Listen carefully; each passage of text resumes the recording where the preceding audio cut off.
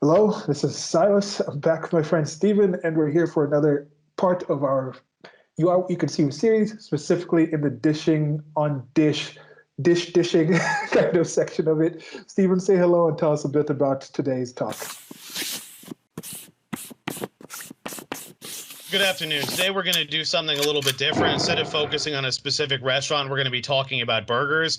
This was actually inspired by one of the ladies in my harem, Isolette, when she gave me a time because I sent her a picture of a burger I had, and she said, "I hate you. You even elevate a burger." So I posted it on Facebook, and I posted all these burgers I had. And Silas suggested, "Well, why don't we discuss burgers you've had?" And I was going through my photo history, and I had a lot of burgers. This isn't even all of them, but I picked out the ones that I enjoy the most. So I thought, okay, let's discuss this. Let's discuss the history of burgers, the Impossible Burger.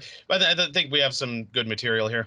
Yeah, so it's interesting. And if you've seen other talks in this series, the You Are What We Consume thing is in general, we had a conversation that we just started some years back when I shortly met Stephen in New York.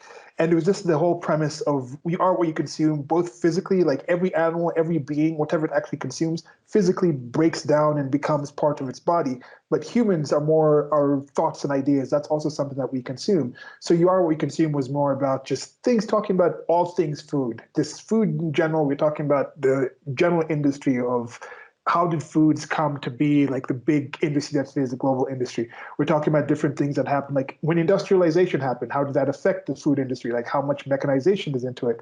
We talked about simple things like how does food go from a simple mama's recipe to being some gourmet meal that's taught all over the world. So those are basic things. And in this specific one, it's dishing on dish. And it's primarily it started with Stephen has been in the food industry, is also a gourmand of sorts, and really knows a lot about different restaurants and different foods. So he just goes around New York City, and there's different things he'd been posting in the food. So we decided let's actually talk about the restaurants. Let's talk about the food in specific, and that's what we do in Dishing on Dish. So we've had a couple of in the series. We had DB Bistro, we had Minetta, we had Casamono, we had Huertas, and anything else. I think that was the four we had, right?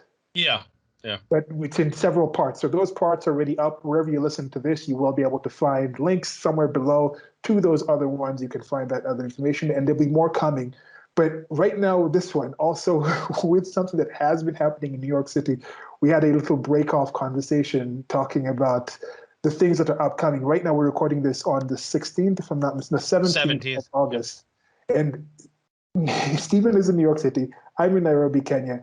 But New York City is undergoing one of the major in the West, no, in the United States of America. I think there's some places in Europe already doing it, places in Australia and New Zealand doing it, where now they're actually doing a thing where you're going to need actual identification to enter actual restaurants. And even though Stephen has, as he mentioned here, a lot of things in the back catalog, we've kind of been talking about, hey, tell us what other places you'd like Stephen to go to. And this is just something that's kind of going to involve some of that. And this might bring a bit of a pause on doing brand new things, but we still have a long catalog of the things back there. Do you have any thoughts and things you want to add on the upcoming changes that are happening in New York City, especially in the food industry with the restaurants and things like that? Well, I mean, Silas and I have talked about a bit about this in the past video and off the camera, but what we've sort of been saying is there's debate about will this be strictly enforced? How long will this last? Will there be backlash? I think there's a lot of uncertain things right now because, as I pointed out before, a lot of the people who are unvaccinated are people with PhDs and also minorities, especially black people. So if I think in the city they said something like 27 to 29% of the black population has a vaccine. And the thing is, you can get the vaccine anywhere, but the fact that so many are not getting it, there's something to that. But what we're starting to wonder is, are there going to be lawsuits? Is there going to be pushback? Are businesses going to start to suffer? Are businesses just not going to enforce it because it's going to be too much of a headache? Are people going to let things slip under the radar? Is it going to be like Russia where they do this for a few weeks and they say, okay, this isn't working and they cancel? I mean, I want to be optimistic here, but it could go many different ways depending on what happens in the next few weeks. Yeah, in my estimation, it's probably more of a trial balloon, and that's something that's it's different here in Kenya. In Kenya, they still have a curfew where it's saying from it's been varied from typically from 5 a.m. in the morning to 7 p.m. You're not supposed to be out and about. Like stores have to close and things like that. Grocery stores, all these things. There was a time for a couple of months, a few months ago, where they just decided to have every single restaurant wasn't even allowed to have chairs and tables inside because they just wanted Wow. nobody in there. Movie Huh. theaters, all this. So they literally just went into restaurants and said, if we find chairs in here, because they don't really have the systems of the police, even in a place like New York City, we've been talking about, it's like 40,000 police, but New York City is like 20 million people. Like, how many restaurants do you say were Well, around there? well, I mean, if you this includes everything, but if you include like delis, fast food, everything, I think it's like 20 something thousand. So it's like you're not going to have, you mean if you figure if that's the case, it would have to be like, you know, two cops, well, like what, one cop checking each restaurant when all this other stuff, like how would that even, it's like how would that even work? And then you still have crime, you have issues in the outer boroughs, you have slashings on the subway. Like, I don't see how this would be enforced because then I feel like if they start enforcing it on certain businesses, other businesses are going to be saying, "Hey, why are we being unfairly targeted?" But then other businesses in turn are going to do things under the radar because they're not being focused on. But then if they go to those businesses, then that takes focus away. Like, how is this going to be enforced? Like, are you going to like? I mean, even if you had even if the police were to install cameras in the restaurants and keep track of are they checking people and stuff, is someone going to sit there and watch all that footage all day? Like, I don't really see how you could enforce this. Somebody was saying recently how the only places that are enforcing it are these douchey hipster places because they're the types these are the types of people who brag about getting vaccinated and stuff. But you go into some of these like inner city areas, it's like the people who eat there who live in the area who know each other, they're not enforcing it. They don't care. I mean, are they going to call the cops and like report their neighbor who, is one of the few people who eats in their local place? No, I mean, Yeah, I think that's one of the differences that I do see between, let's say, call it the developing world and the developed world. yeah, I think with the developed world, most of these kind of issues come from mismanagement or misuse of what has already been developed, the systems and the structures that are there. Like, this is not, I think, what a rule of law or a policing system is intended to actually be usefully made yeah, to check people's vaccine statuses in this sense. And it's not necessarily having even if you have the vaccine, there's a lot of people who just object to it, this whole invasion of privacy type of thing, or saying, oh, you as a business, as a private individual, have to police the people coming into. It's like, no, I don't want to do that. I want to do business with people as I do. And then in developing countries, it's the fact that these institutions and structures haven't even been developed yet. So it's a question about how do you actually develop these? So you need to actually go into developing. So in one place, mismanagement of the development, in the other place, not having the ability to even be developing those things to begin with. So there's very different ways how they deal with these things. In the whole policing process of these mandates in Kenya, there's been at least, I want to say, around 20 people that died, and this is when I checked, and this was like months ago. So I haven't checked if it's been an improvement since then, and we're still around 2,500 deaths. Or no, I think, don't quote me on it. It's probably around 4,000 deaths. Let me just double check. I think it's about 4,000 deaths out of a population of about 4 million people. Now that is also 44. Sorry, not 4 million, 45 million people, roughly that. And this is again reported. Now, you're not going to have the same amount of testing and not the same amount of accuracy in a developing country like Kenya as you will in a place like the United States of America. Of course, if you test people more, the numbers are chances you're going to find more of the cases in it. Doesn't necessarily mean, I'm not saying, again, this was something that people were missing when Donald Trump said this. I'm not saying testing ends up with more people being infected. It's just that if you are actually taking down figures, if you test 100 people and another places test 10,000 people, chances are the place testing 10,000 people will find more actual numbers, even if the percentage of the population in both those places that has it is the same. If you get 10%, you find 10% of the cases of 10,000 and 10% of the cases of 100, those numbers will be different. Sorry, I know most of the people listening to this will probably get that, but it's just something that's been frustrating me and seeing some of the continuation of these obfuscations. It's really frustrating with some of these things. because it's the same thing with the flu. Like someone pointed that out. Like, oh, there's this many flu cases a year. Flu has gone down. If you tested every single person, you would find way more people. But there's a lot of asymptomatic carriers. It's the same thing here. It's just like you say. It's if we were to test like every single person in Times Square, yeah, I'm sure a bunch of asymptomatic people would be carrying it, or with the PCR testing, people with the vaccine would test positive, all that. But it's like, they're not testing every single person, and that's why the media is flip-flopping with cases versus deaths versus hospitalizations, and it's and then people who had it versus people who died from it, the whole thing is just a mess. There's no clear metric for what exactly we're looking for. Yeah, and because when people were mentioning looking at the numbers of New Zealand, look at the numbers coming out of New Zealand compared to the United States of America. New Zealand has 4.8 million people. Yeah. It's like the size of Manhattan, like Manhattan Island. Yeah. Like New York City itself has 5 times more people at the lowest. If you're talking about the greater New York City area, it was like 35 million with the suburb. It's ridiculous. And people using Yeah. these numbers together and just stop people. Come on now. Again, you are what you consume. Quit consuming this kind of garbage. Quit consuming half information. Consume the full information and make some sense out of it. And you'll make a better dish. You'll have better cuisine out there. You'll be presenting better meals for better company to come and enjoy this content with you. It's like, come on. It's very frustrating. Yeah. Okay, so anyway, so we decided, as you mentioned, he posted the thing with the burgers, and we decided let's do this because we've also been talking about how we could do this like a dessert focused one. So we might look into doing these with different things. I haven't. I've been looking into getting more into like soups and things like that. So I was thinking of maybe doing more into soups, but with this whole project, we've been talking for some time and seeing how we can get this to be more specific because we also know other people who are interested in food. We know different people who work in different aspects of the food industry that we're thinking of trying to find a way to focus this more centrally on this itself. Like I'm thinking of how do I maybe go to more places, maybe do more simple recipes and how-tos of how I'm cooking different things here. We actually have a chicken here. I'm going to actually slaughter a chicken tomorrow. So I was thinking like include things like that as part of this whole chefing it up or just a focus on more food central with all the other conversations and things that we talk about. So that's something we're considering to just kind of grow and focus on this because we've been enjoying it. It seems to be received rather well. Stephen has definitely been been catching the notes of people in New York. He's had people already come and tell him, "Oh, I actually went to try this place because I saw you talk about this." And some of the people that he's actually known and talked about, they've actually said, "Oh, thanks for talking about this." And I think it's a positive thing to get this.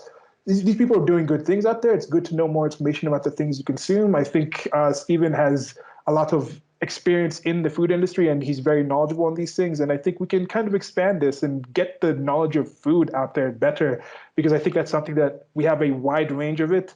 And I think it's a very underused, I don't know how to use it. It's our ability to actually ingest more quality content, whether it's just direct food or anything else, is something that has been Underutilized. yeah, it's underutilized. We can definitely do a lot more, and I think we enjoy doing this. And I think the people who are listening, let us know in the comment section anywhere if you enjoy doing this. And we're just looking at better ways to kind of get this content out there and get more people on this platform and let you know more about what they're doing. And also maybe you personally have things that you want to share and you can let us know, or you can ask us also if there's things that you'd like to see us talking about or doing that you think might be interesting to us.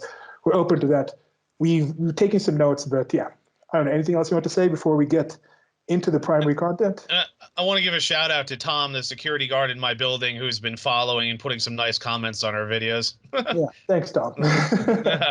Okay.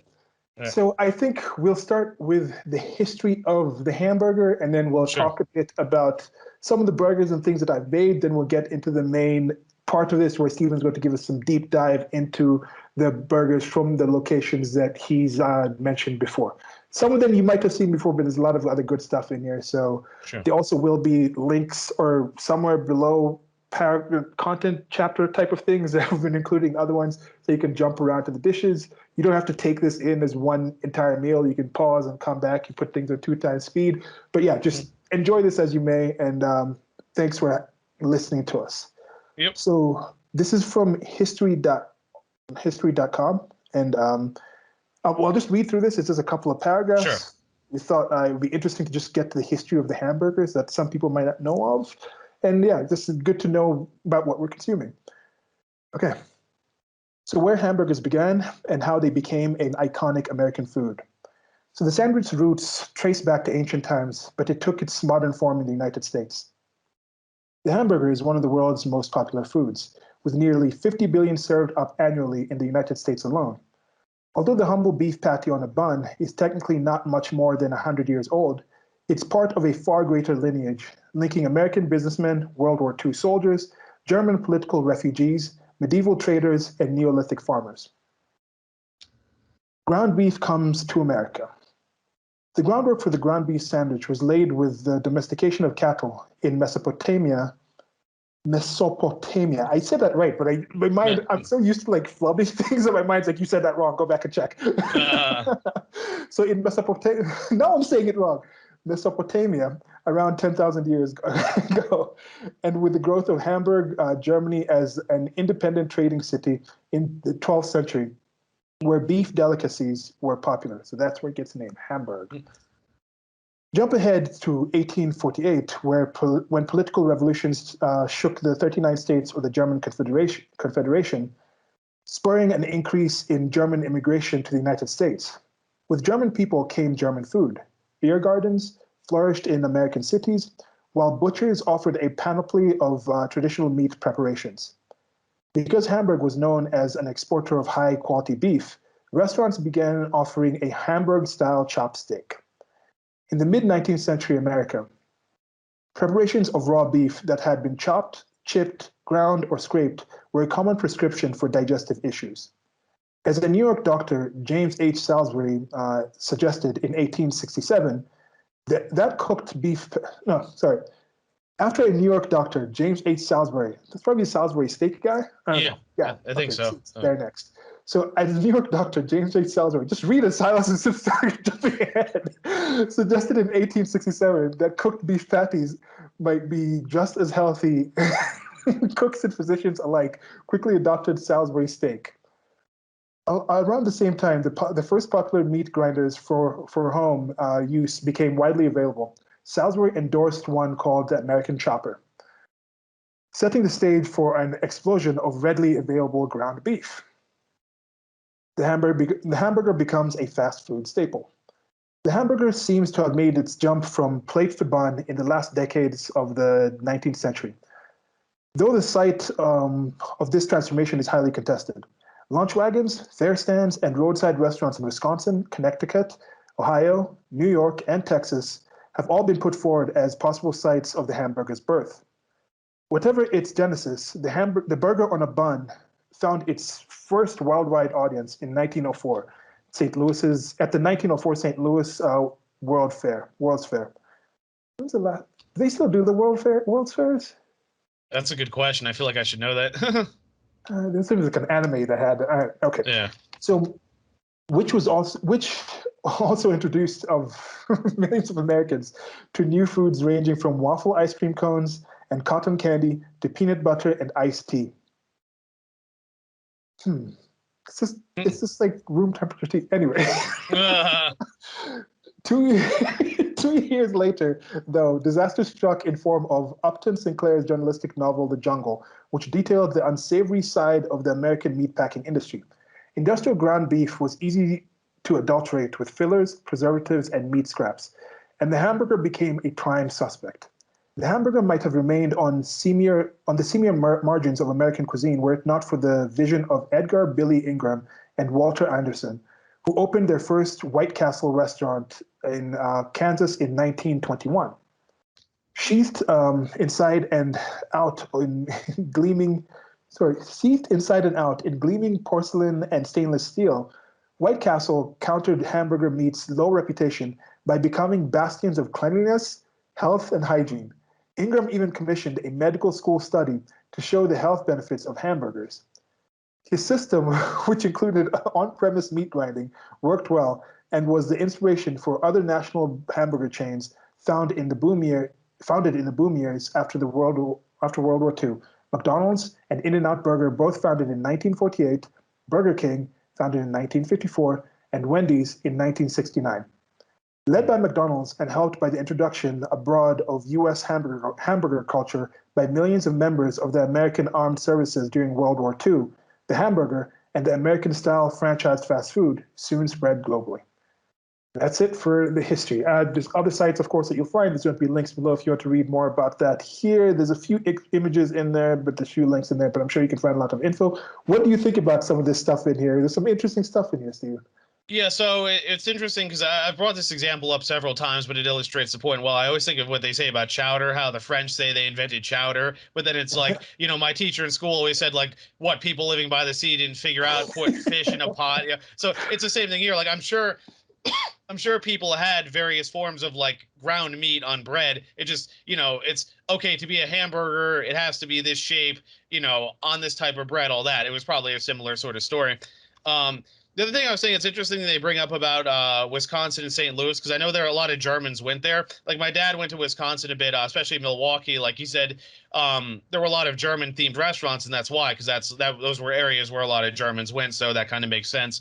Um, the point about Upton Sinclair, I mean, I guess I don't, of course, have a mainstream take on Sinclair, but a lot of people don't know that he was a socialist and a failing fiction writer. So The Jungle is really not a historical document; it's more of a diatribe. A lot of people don't know that, though. A lot of people think like, oh, he was describing what was going on. So that's worth mentioning. I mean, that's another conversation just because it came up. And it's interesting because you bring up Wendy's, because I actually wrote a report on Dave Thomas in high school. He had Yeah. a very interesting story. He was actually mentored by Colonel Sanders, and he got the idea of the square patties because I guess his grandmother always said don't cut corners, so he took that literally and he made the square patties. They also fit better on the grill because you can put them close to each other, whereas the circular ones don't. Really interesting guy, though. I know he was adopted, so of course that's why he set up the foundation for adoption. He was a high school dropout too. Actually, he regretted it. He went back and got his GED later, but like at that point he was already well established. So Doesn't White symbolic. Castle have square patties though? They do too, actually. Yeah. Yeah. And with this, because it's interesting, like now White Castle doesn't have as, I mean, had that movie Harold and Kumar Go to White Castle. That was a movie that had some time, but to see that was kind of the initiation of this, and it's lasted that long. It's lasted pretty long, 100 years. And I think a lot of things, a lot of people take for granted now. They see these companies have been 20, 30 years, and you see movies being made like 100, 300 years in the future, and those companies still, it's like the chances of something lasting that long. We know what's the failure rate of businesses in general. It's like 80% of businesses fail in the first 2 years or something, and it's even worse with restaurants. I've heard higher than that. Some say 90% within the first year. With Depending on the restaurants, industry. it's most Yeah, definitely higher than that. yeah, I mean, yeah, 80% is that with like, I think 80% is probably been adulterated with just all sorts of like, if I just decide like I've been doing graphic design as an yeah. independent myself, like I'm self-employed. That's technically a business, so you can say like that's lasted, but that's just me doing the stuff.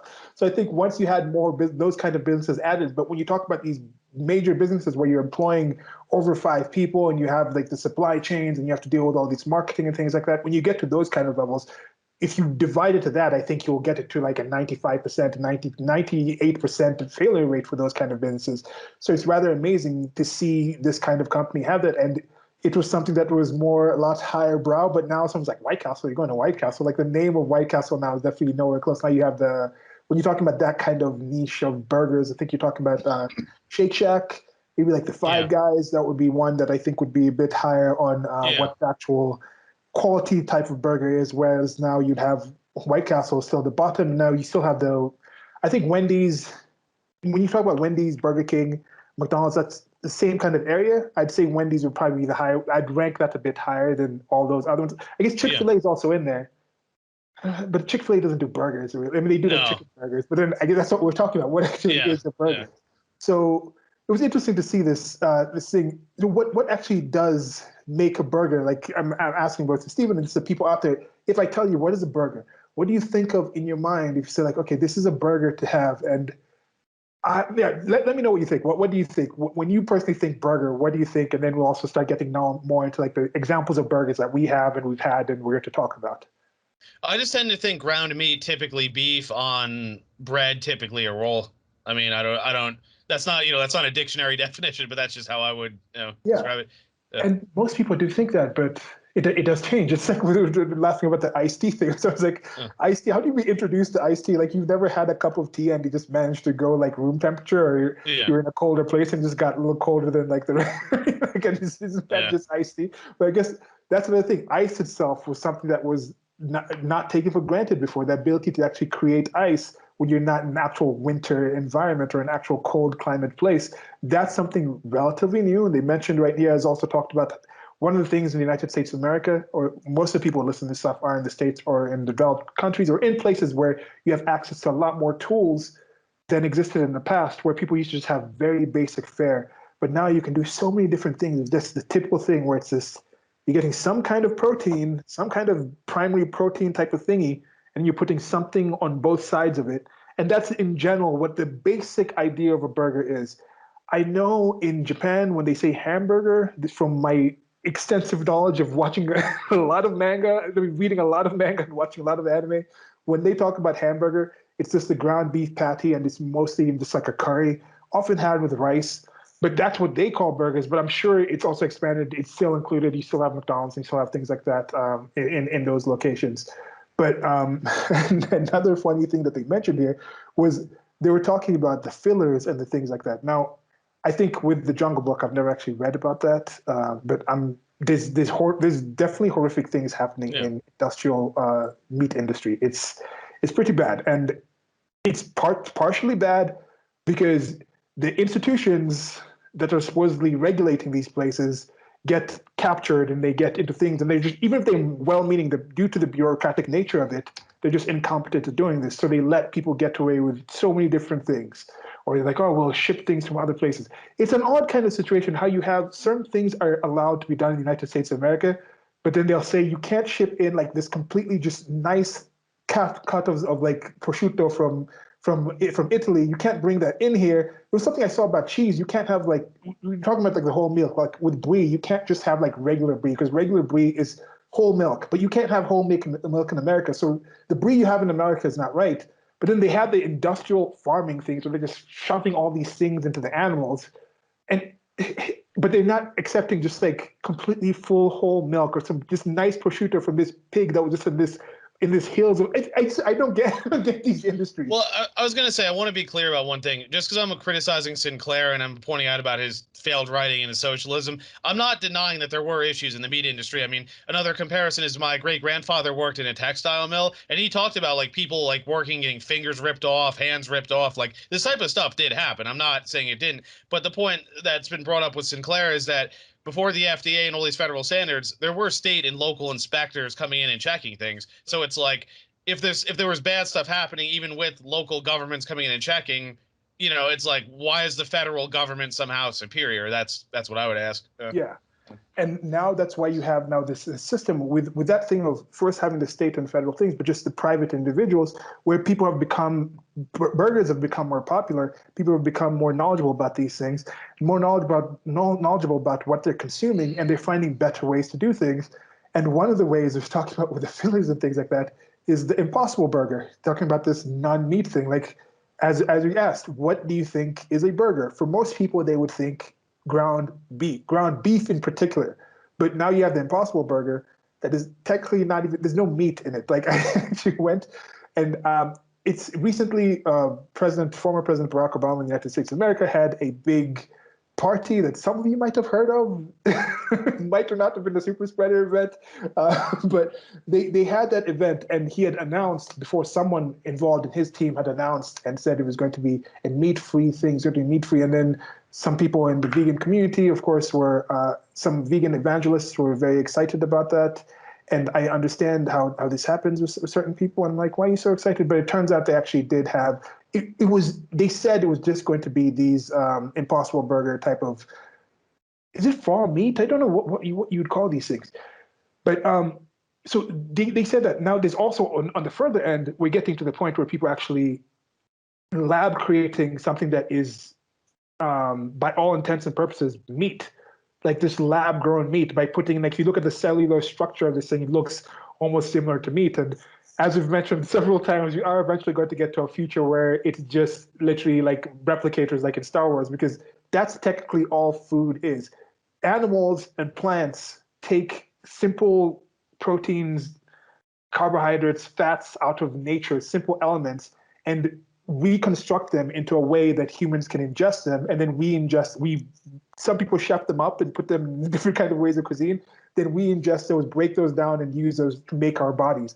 So that process is done in a natural way, less genetically, less modified way by humans, but it doesn't mean humans don't have the ability to eventually come together and put those together. Just like a simple steak always contained the contents of a burger patty, but it took some humans to come in and then break it down and put it back together and then fry it up and then put it between some bread to make that burger. So the elements out there that make meat exist, and it's going to take some other humans to find a way to break those down and make this. So before we talk about the Impossible Burger, have you tasted any of these Impossible Burger type of not meat things that are I out mean, there? I haven't. I've tried like soy burgers in the past. I had something made with mushrooms. I've tasted like similar stuff, but I haven't tried that one specifically. Okay, yeah, I personally haven't had them yet, and it seems to be an odd thing. I mean, I never I never really understood why someone would be like, okay, I guess the people who have the conscientious objection to eating meat due to the way that animals are, or just animals are sentient. So even if it's just a completely peaceful thing or an animal group, now I don't know that it's people who are with this, if they would object if the animal just died of natural causes, old age, would they still object to eating meat because it was a living creature? I've never I have. You ever met someone who's a vegan due to objections to killing animals for food? I had a cousin who I don't know if she still is. When she was younger, she was a vegetarian because she felt bad when she figured out where meat came from. But Yeah. like that was as a kid, and I don't know if she still follows that. And I usually find the people I've known, it's a combination of nutrition, but also they have issues with farming. It's usually some combination, and they're like, "Well, I don't need this much protein, and if I don't need it, well, if I spare a few animals, and it's better for my health." That's how they see it, generally. Yeah. And then, of course, there's some religious reasons. They might say, okay, there's a soul in there, or things like that. But if you just let us know if you are a vegan or if you know somebody, if you can ask them if they are the conscientious objector to killing of a sentient being in that sense. I know there's a question of people, why are you holding the sentience of plants lower to that of animals? That's okay if there was like a brain dead animal. If you could find a way to birth animals that have no brains, would you have no objection to that if they're technically not sentient? But let's say an animal just died from natural causes or had an accident where it wasn't killed with the intention to be eaten. Would your objection to, if it's an objection based on killing an animal for the purpose of food, wouldn't that be a situation where that was not there anymore and you'd kind of be okay with it? But anyway, so one thing I wonder with the people who had other objections to eating meat, maybe for the taste, it can't be the taste because some people would have like the tofu where they want something that isn't meat but tastes like meat.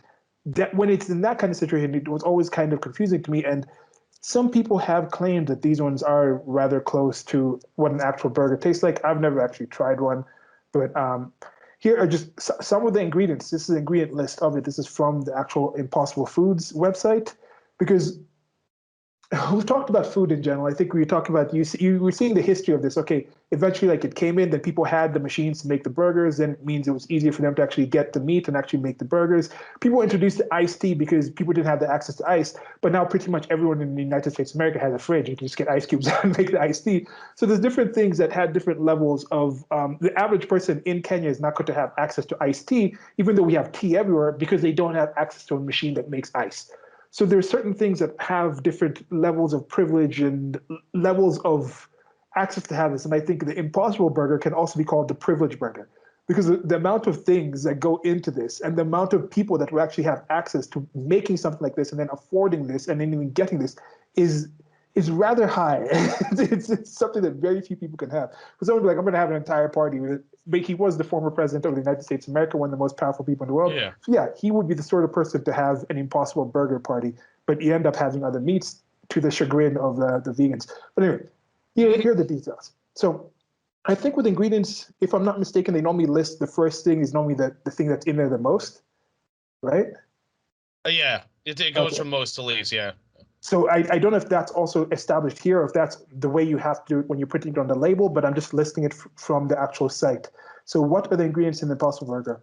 Impossible Burger is made from proteins, flavors, fats, and binders. The key difference from your average beef burger are ingredients that derived from plants. Here's an overview. Protein from soy and potatoes, flavor from heme or heme. It's like Heme, so I'm kind of thinking heme, so heme. Keem, The yeah. the molecule that makes meat taste, well, meaty. Fat from coconut and sunflower oils make it sizzle on the griddle. You gotta throw that rhyming in here, people. Come on now. Binders, which are methyl cellulose and food starch, hold it together so you can make anything you want: meatballs, kebabs, patties, and more. So, want the details? Here is the ingredient list: water, soy protein concentrate, coconut oil, sunflower oil, natural flavors, 2% of natural flavors and 2% or less of. So those things I mentioned are 98% of it. Now this is 2% of less, but that's a similar thing with that aspect. I'm not like, oh, that's it's crazy, because that's the same thing with beef, with animals. Like the majority, the some actual roughage part of the fibers and things like the animal that eats, and then the smaller parts of these other parts in there.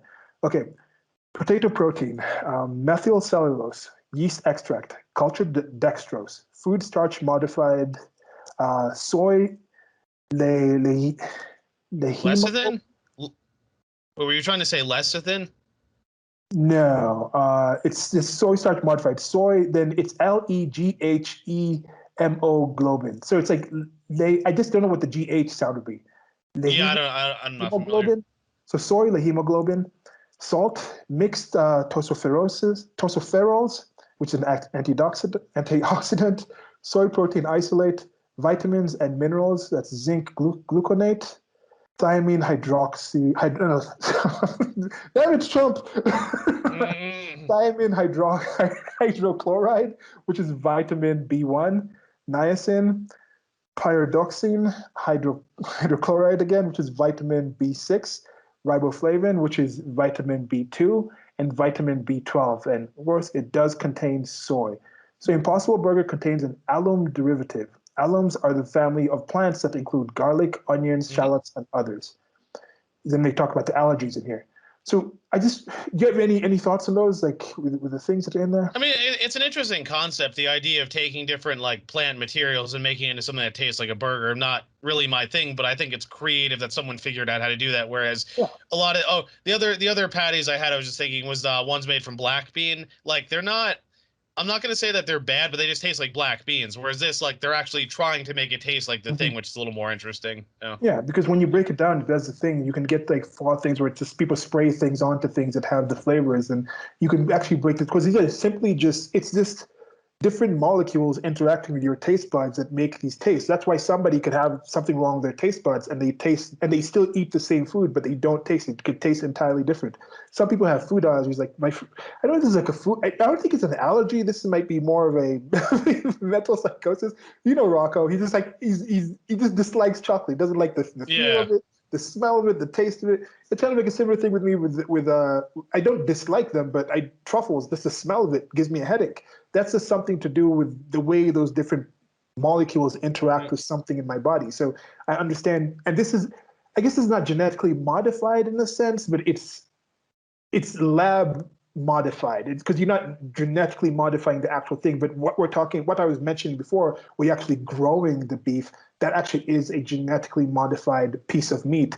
This is just a construction of things together. And there'll be links below. I just wanted to look into some of these things, like a soy hemoglobin. I didn't even know that word. At first, I thought you were trying to say lecithin, but then you spelled it out. I'm like, no, that's I don't know. So this one is food companies utilize soy protein as an ingredient to increase plant protein content in foods. One such company, Impossible Foods, uses soy as a main source of protein in its Impossible Burger. In addition, the Impossible Burger contains a unique ingredient called soy hemoglobin, which is responsible for its meaty flavor. So that's used in a few other things. There'll be links also to this below if you want to read more about that. I was checking methyl cellulose. That's a chemical compound derived from cellulose. It's sold under a variety of trade names. It's used as a thickener and emulsifier. So this is found in many other foods. I think something that came up was agar. I think agar gum came up in one of our conversations. Yeah, it's kind of similar to that kind of thing that's used together. You'll probably find it also a lot in pastries and things like that. Then thiamine hydrochloride, that's vitamin B1. If you say thiamine hydrochloride, people are like, what? But then vitamin B1, people are like, oh, okay. And that's something that's often in breads and things like that. So this is almost, if you technically have a burger with Impossible Burger, is that a burger or is that a vegetable sandwich? Because it's like vegetable and vegetable and vegetable. Like if you just have the bread and the patty, is there a burger in your estimation? Because it's supposed to taste like a burger. So that's a question to you and the other people out there. What are your thoughts on the Impossible Burger? I mean, I would say literally it's a burger imitation, but it's like you're not going to put that on the menu because it's like it's supposed to be as good as the real thing. I think that's more of a marketing thing. I would say in a very literal sense, it's not a burger, but they're marketing it as, oh, it's just as good as the real thing, so they're going to call it that. That'd be my Yeah, guess. Oh. possible burger. Yeah, I don't know. I don't know where it sits in me. I think for me, we might get now into a few burgers that I've made personally, and to me, it's as I mentioned, it's just that idea of just something on the, and it doesn't even have to be a bread bun because now they go with like the wrapping and lettuce and things like that. I don't have any examples of me doing that, but I Well, do that occasionally, especially when I'm going like another a keto cycle. Yeah. another similarity I just thought of, they talk about like imitation crab meat, but that's because real crab is going to be pricier, so they want to specify. So it's like you're paying a lot less, but you're not getting the real thing. Whereas like maybe it's a similar, like with here, it's almost the inverse, where it's like they want to market it as, oh, it's just as good as the real thing, but like even though it's not. But I mean, obviously you can look up the ingredients and you can see why, and that's probably why it's Impossible Burger, because it's like we pulled off the impossible, we made these things taste like a burger. You know, Yeah. it's a marketing thing, not a literal definition. You know? And in this case, it's more expensive than your typical beef for now, right? I think so. Yeah. Okay. And I had this other video talking about the ignorance is bliss. Is ignorance really bliss? And I used the example of burgers. I think most people like burgers. Like, I know very few people Yeah. who've actually had a burger and like, I don't like the whole idea of this thing that I hold some kind of protein and eat it. That's why to me it's more protein in the middle of something that holds the protein and then you can ingest that. Now you can do many things off of that basic thing. So I think to me, the Impossible Burger, Impossible Meat, and all this non kind of meat products, as you will see some of the examples that I give here, I'm definitely not focused on it having to be ground beef. Although I also don't think anyone should object to saying that should be a primary thing. But even if the ground beef is the primary, there's still a lot you can do with that ground beef. Please don't just grind some beef like I'm gonna put some mustard, some ketchup on it, and put a bun. No, you can do so much more. Not that that isn't tasty in and of itself. But with the whole ignorance is bliss thing, I was just comparing how if somebody says, okay, what's the best burger you've had? And all you've had is that basic beef, a simple bun, and you ate it. You might enjoy that. And you might think, if somebody says, oh, let's have burgers, in your mind, you might be happy because that's a cool thing you're going to eat. But then you could have had Five Guys. You could have had a homemade burger. You could have had the foie gras burger that we'll get to again. And that's a whole different level of joy when the word happy, when the word hamburger hits your mind. A whole lot of different taste buds and memories and potentialities are activated by that wide range of things. So I think Mm. if you're ignorant of all these other ways to make the burgers or have tasted them, you might still be happy with that basic thing, but I wouldn't compare it to the happiness of a foie gras burger or some really nice homemade burger, one of the many burgers that I'll show you here. So this is now a warning to the people out there. If you've only enjoyed the basic burgers, we're about to ruin that joy from you. If you don't want that ruined, you probably don't want to listen to the rest of this. But I think from here on, we'll start getting into the burgers and start like expanding your mind and also let us know what are the best burgers that you've had. Do you like it very Sure. basic or do you like different kind of things? And maybe some things we talk about here might spark your mind to try something else. Yeah. Sure. All right. Okay.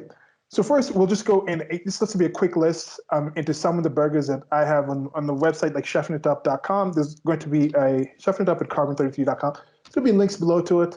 I might just throw the pictures up on the screen really quickly, but once we start talking about the actual burgers, we'll get our faces off, and Stephen will lead us on that one. But the first one here, I think will just be the it's a chefing it up coleslaw and bacon burger. This is one that I Mm. make the basic things in my estimation. Also, when I think burger sides, I think is normally French fries. But that's from growing up in the West. Maybe somewhere else, Yep. they don't really go together. I don't know in the history of burgers. We did. It's probably at White Castle. That's probably the thing that started putting it together with the French fries.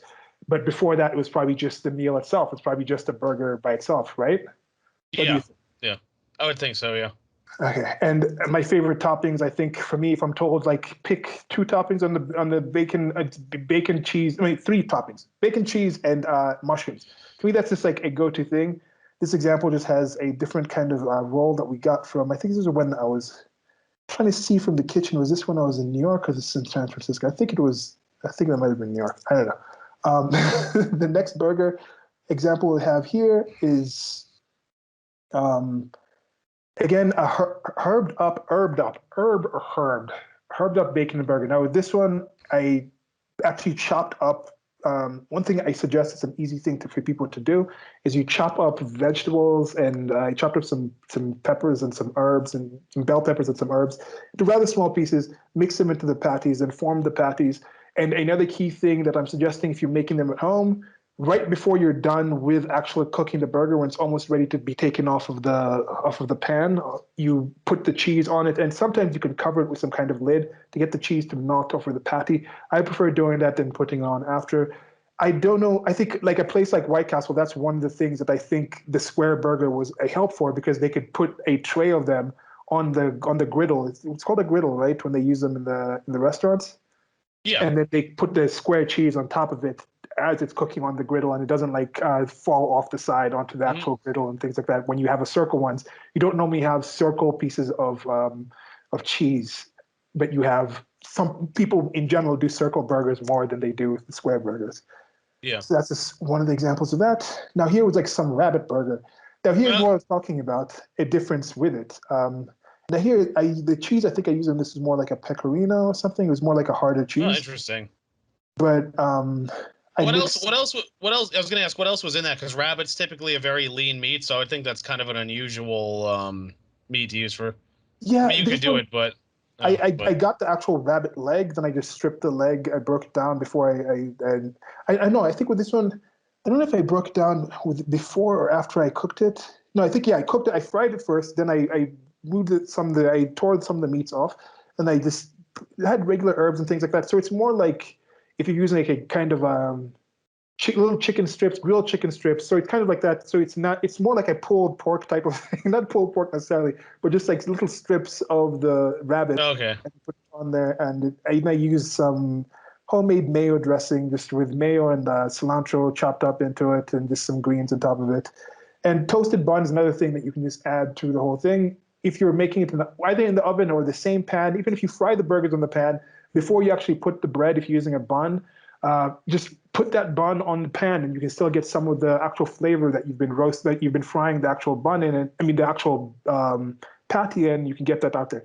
These are the kind of things that I think when you're making homemade, you can do it. It would be tougher to do something like that in a restaurant, because you might be using a location where people might not be cooking different things, or they might not want a different burger into it. There'll be different kind of levels in it. I think some of these things are a lot easier to do, of course, if you're doing it at home than if you're getting this out.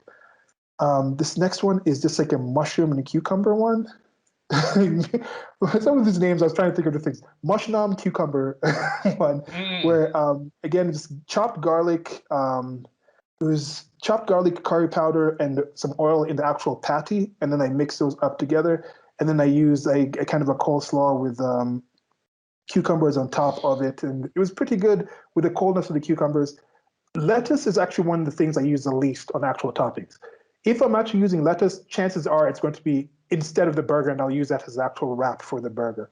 Which again, is that a burger or a wrap? I don't know what you're gonna say. because I was gonna say I've seen that sold as burgers, but it's in a wrap. So it's Okay. again, it might just be more of a like I said. I think some of this stuff is more marketing rather than literal definitions. That'd probably be my guess. Oh. Yeah.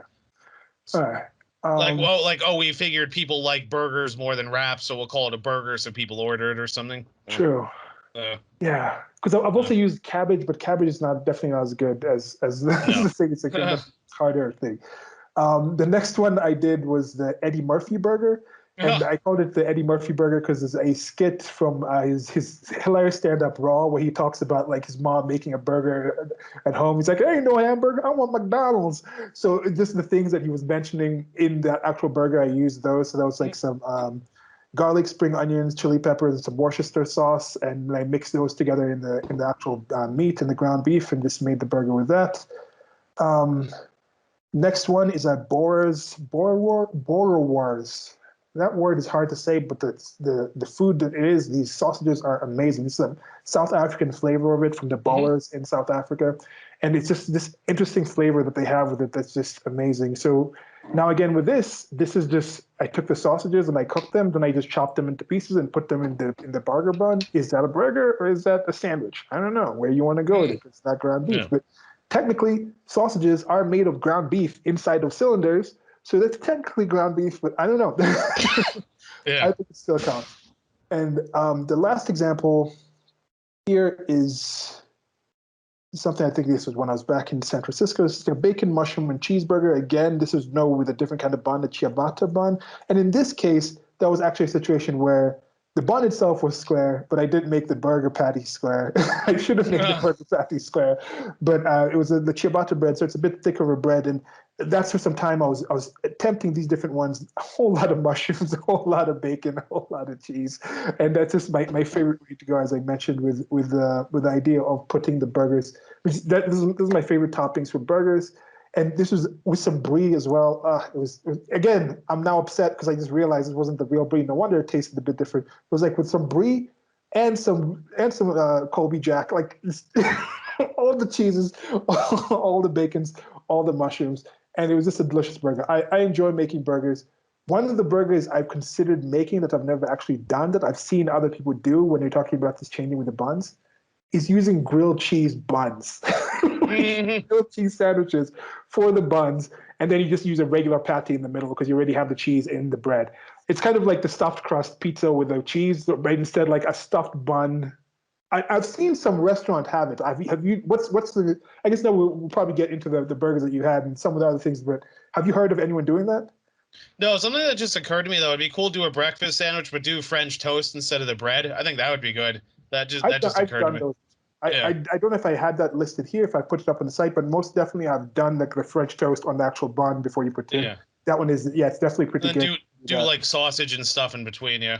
Oh. Yeah, well, actually, it would be better with sausage. Yeah, you do like Yeah. instead I used a regular burger when I was doing it, but yeah, it'd be better with like a burger patty type of thing. I Yeah. think making them myself, I've used different things because here you go to the butcher shop, you can get goat, you can get lamb, you can get mutton. Lamb is just the older mutton. And no, mutton is the older lamb, and you can get anything minced. So even chicken, all these things you can get them minced. So I normally do that and I try different things. So I've had a wide range of different kind of burgers. In fact, to me, beef is actually the least interesting one. I think I prefer goat burgers over beef burgers because I just prefer the taste of goat. But then goat is a much leaner animal, so it's a bit Yeah. tougher to actually get that enough beef for it. So I understand why it's Well, not as popular for minced actual foods. Yeah, that's why I asked you about the rabbit, because rabbit is such a lean animal. It's like, yeah, for that to be an appealing burger, you'd have to add a lot of fat. Like, I think I told the story about my old chef in school did a wild turkey on Thanksgiving. He hunted the turkey himself, but those turkeys are tough because they're wild, so they're running all over the place. So what he did was he cut the legs off, he ground them with sausage and made a force meat and made that into a stuffing. Because it's like, if you were to see like chew on the legs directly, they would not be pleasant at all. Like, you'd be biting into sinew and stuff. So I think with rabbit, it could be a similar thing where it's like, you take the meat, you shred it up, cook it into something else, and then make, another patty, or a stuffing or whatever. yeah. That is true. Hmm. Yeah, but I it mean, was you just could you could do straight rabbit, but it's like it would just be this dry thing. Like, I don't like, because remember, you talked about pulled pork, but pork is a fattier animal, so there's enough fat. But like rabbit, you're just gonna be biting into this like stringy. I don't know. I don't think it would be too appealing. yeah. I think part of why this one worked so well is because I had that. I rather keep helping of that homemade like dressing, so that gave some of the more fluid, gave some moisture to the actual food itself. So I think that Yeah. um, there seems to be a missing link. I don't know if there's a missing link here because I'm trying to see. There was some burgers in here that I thought I was posted, but there's one I used like avocado and tomarillos, which was like different kind of toppings. But tomarillo is like tree tomato. That's what people call that. I used those instead of like the typical toppings. And there was one here that I had for Found Eats, which is like the Urban Gourmet Burger, but I don't know if this is coming up. Yeah, okay. So Found Eats Urban Gourmet Burger. This is the one burger that I'll put it up on the screen. It's this one place here in it was at mall, Westgate Mall, and for some time I've been going there a lot. There was this big terrorist attack that some people might have heard of, where some Al Shabaab militants went in and took over a mall and killed some people in there and had a hostage situation. And the Kenya Defense Force had to go in and get the place up. And I had actually been at this one Urban Gourmet Burger like the week before it happened, that 7 days before it, I'd been there like twice because I was meeting a friend and I'd been there. It's a few days before, and I was actually considering going to that mall on that day when this whole thing happened. But Urban Gourmet Burger is one of the. It's more of a typical. I guess it's a higher end type of place. We have Burger King has come to Kenya now. We have KFC. There's no McDonald's. There used to be like a Wimpy's, which was a British company. But now Hmm. there's other local burger joints now coming up. But this is a bit more of a higher. I don't know what a good example of comparison would be. But as you can see from the name Urban Gourmet, and they have a pretty cool website and things like that. But you can check it out. They have really good burgers there. They have some more like local flavor where they have like this Texas kind of flavor one. They have the typical milkshakes. It's like a typical burger joint, like those diner type of places where it's more like it's not just like a simple fast food pick up and go, although you can get delivery from this place. It's more like a sit down burger joint, pretty decent, and they focus just primarily on burgers. Really nice place, and I really suggest if you come into Kenya and you want to get something that's more like typical international wise, you have those kind of places. But Urban Gourmet try with different things, and maybe we'll continue this burger series. Maybe once we get enough few burgers together, we might relapse on this series. And there's a few places that I'm considering trying. Some I've tried before, and some I'll look into trying. And we might just keep this up. But that's Sure. it for my intro of the different things. And now, if you're ready, Stephen, we can get Yep. into the main Sure. dish of this. Sure. Okay. We're almost talking for an hour before we actually get into it. As always, Okay. right? All right. So, All right. so this is a compilation of different burgers I've tried here in the city. It's not every single one. Like there were a few that were, I guess, kind of standard, but not really impressive. So I didn't bother to include them. I wanted to focus on the ones that really stood out to me. So the first one up we have here, this was a special, actually, this place near me. It's called Lily's Craft and Kitchen. It's like a bar, but like, decent food. So this burger, it looks typical, but there's actually a piece of lobster, a piece of chorizo, and jalapeno jam. It's on this, let's see, what is this here? This is a brioche bun, lettuce, tomato, standard otherwise. Really interesting, though. Really creative pairing of flavors that I hadn't seen before. It was a special the day I went, so I thought I'd definitely give it a shot. That is interesting. Yeah. So it's just like the actual lobster itself is a lobster minced or anything, or it's just an actual piece of lobster flesh. It's just the burger, and then on top of it, it's a piece of lobster and some chorizo on top of the burger itself. You can't really see it too well here, Okay, so but at at Urban Gourmet and some other places, they have like surf and turf, which is normally some kind of seafood and some kind of grazing animal. Would this count as maybe like a surf and turf type of thing? yeah, it's kind of like a play on that. I mean, it wasn't a huge piece of lobster, but it's like lobster's price here, and it's a burger, so it's like a small piece on top. Yeah. And I'm very suspect of this whole American cheese thing. I already mentioned how Uh, I just like how they take the full cultured milk. What is American cheese? And you wonder this. mm, We'll probably do we'll probably do a cheese series, like uh, an entire cheese talk. But yeah, so this one you said was from what restaurant again? so it's called Lily's Craft and Kitchen. It's like a bar, kind of, one of those like bars. The food's a little elevated, but it's not high end, obviously. Yeah. Okay. When we do the discussions of the food things, we normally talk about the location, the tables, the ambiance, the menu, and the fixed price combos, and then the seasonal varied. And we'll also talk about the challenge of actually making these. Now, with this burger, at least it seemed to be rather straightforward to make this one. And yeah, Yep. so this is definitely something I think y'all can try at home. So, Yeah. what do you think of it? Yeah, I mean, it was a decent burger. I mean, I got it because the flavors were interesting, and I thought, I'm trying to remember how much I paid for this. It was maybe like mid to late 20s or something, but remember, it's not a huge piece of lobster, so it's like, you get what you pay for. But I just thought the flavor pairings were really interesting. I hadn't seen this before, so I thought give it a shot, and I thought it was pretty good. I mean, How spicy is the jalapeno jam? so it wasn't too spicy. It was a little sweet as well. It was one of those. I don't know if you've had any pepper jams before, but like where there are pieces of pepper, but there's also a little bit of sugar. So it's like it's a little spicy. It's a little sweet. I mean, I think it's a nice flavor profile because it works with a bunch of things because it's sweet and spicy at the same time, but it's not too strong one way or the other. So it doesn't. The idea of pepper jam is you don't want it to taste like dessert, but at the same time, it's like you don't want it to just be straight heat either. It's sort of a balance. Yep. Is it a bit like a chutney of sorts? Yeah. Yeah. Okay. Yeah, I don't know. So anything else you've had from Lily's? I know we won't get into it, but it was just a one-time thing.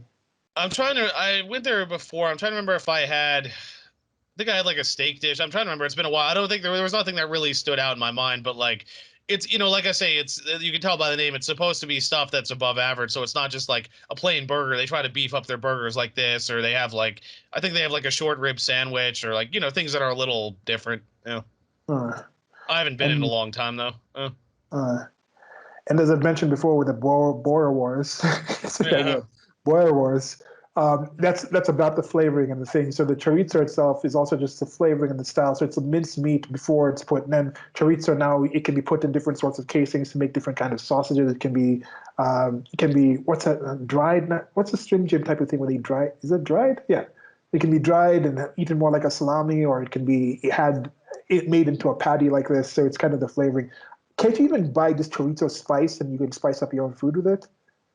That's a good question because I think I mentioned in a previous video how chorizo varies from country to country too. Like the Mexican one is just like dry spices, but the Colombian one has scallions in it. So I guess it's kind of like curry, where like broadly speaking, it has certain flavors, but then like everything else is tweaked. Yeah. Okay. Yeah. All right. So you ready to move on to the next one? I got Yep. nothing else. Sure. Okay, so the next one is the Schilling burger, which is Yep. Taleggio Yep. and Dijonnaise. Is it Dijonnaise? It's no, it's Dijon? Dijonnaise. Yeah. Dijonnaise.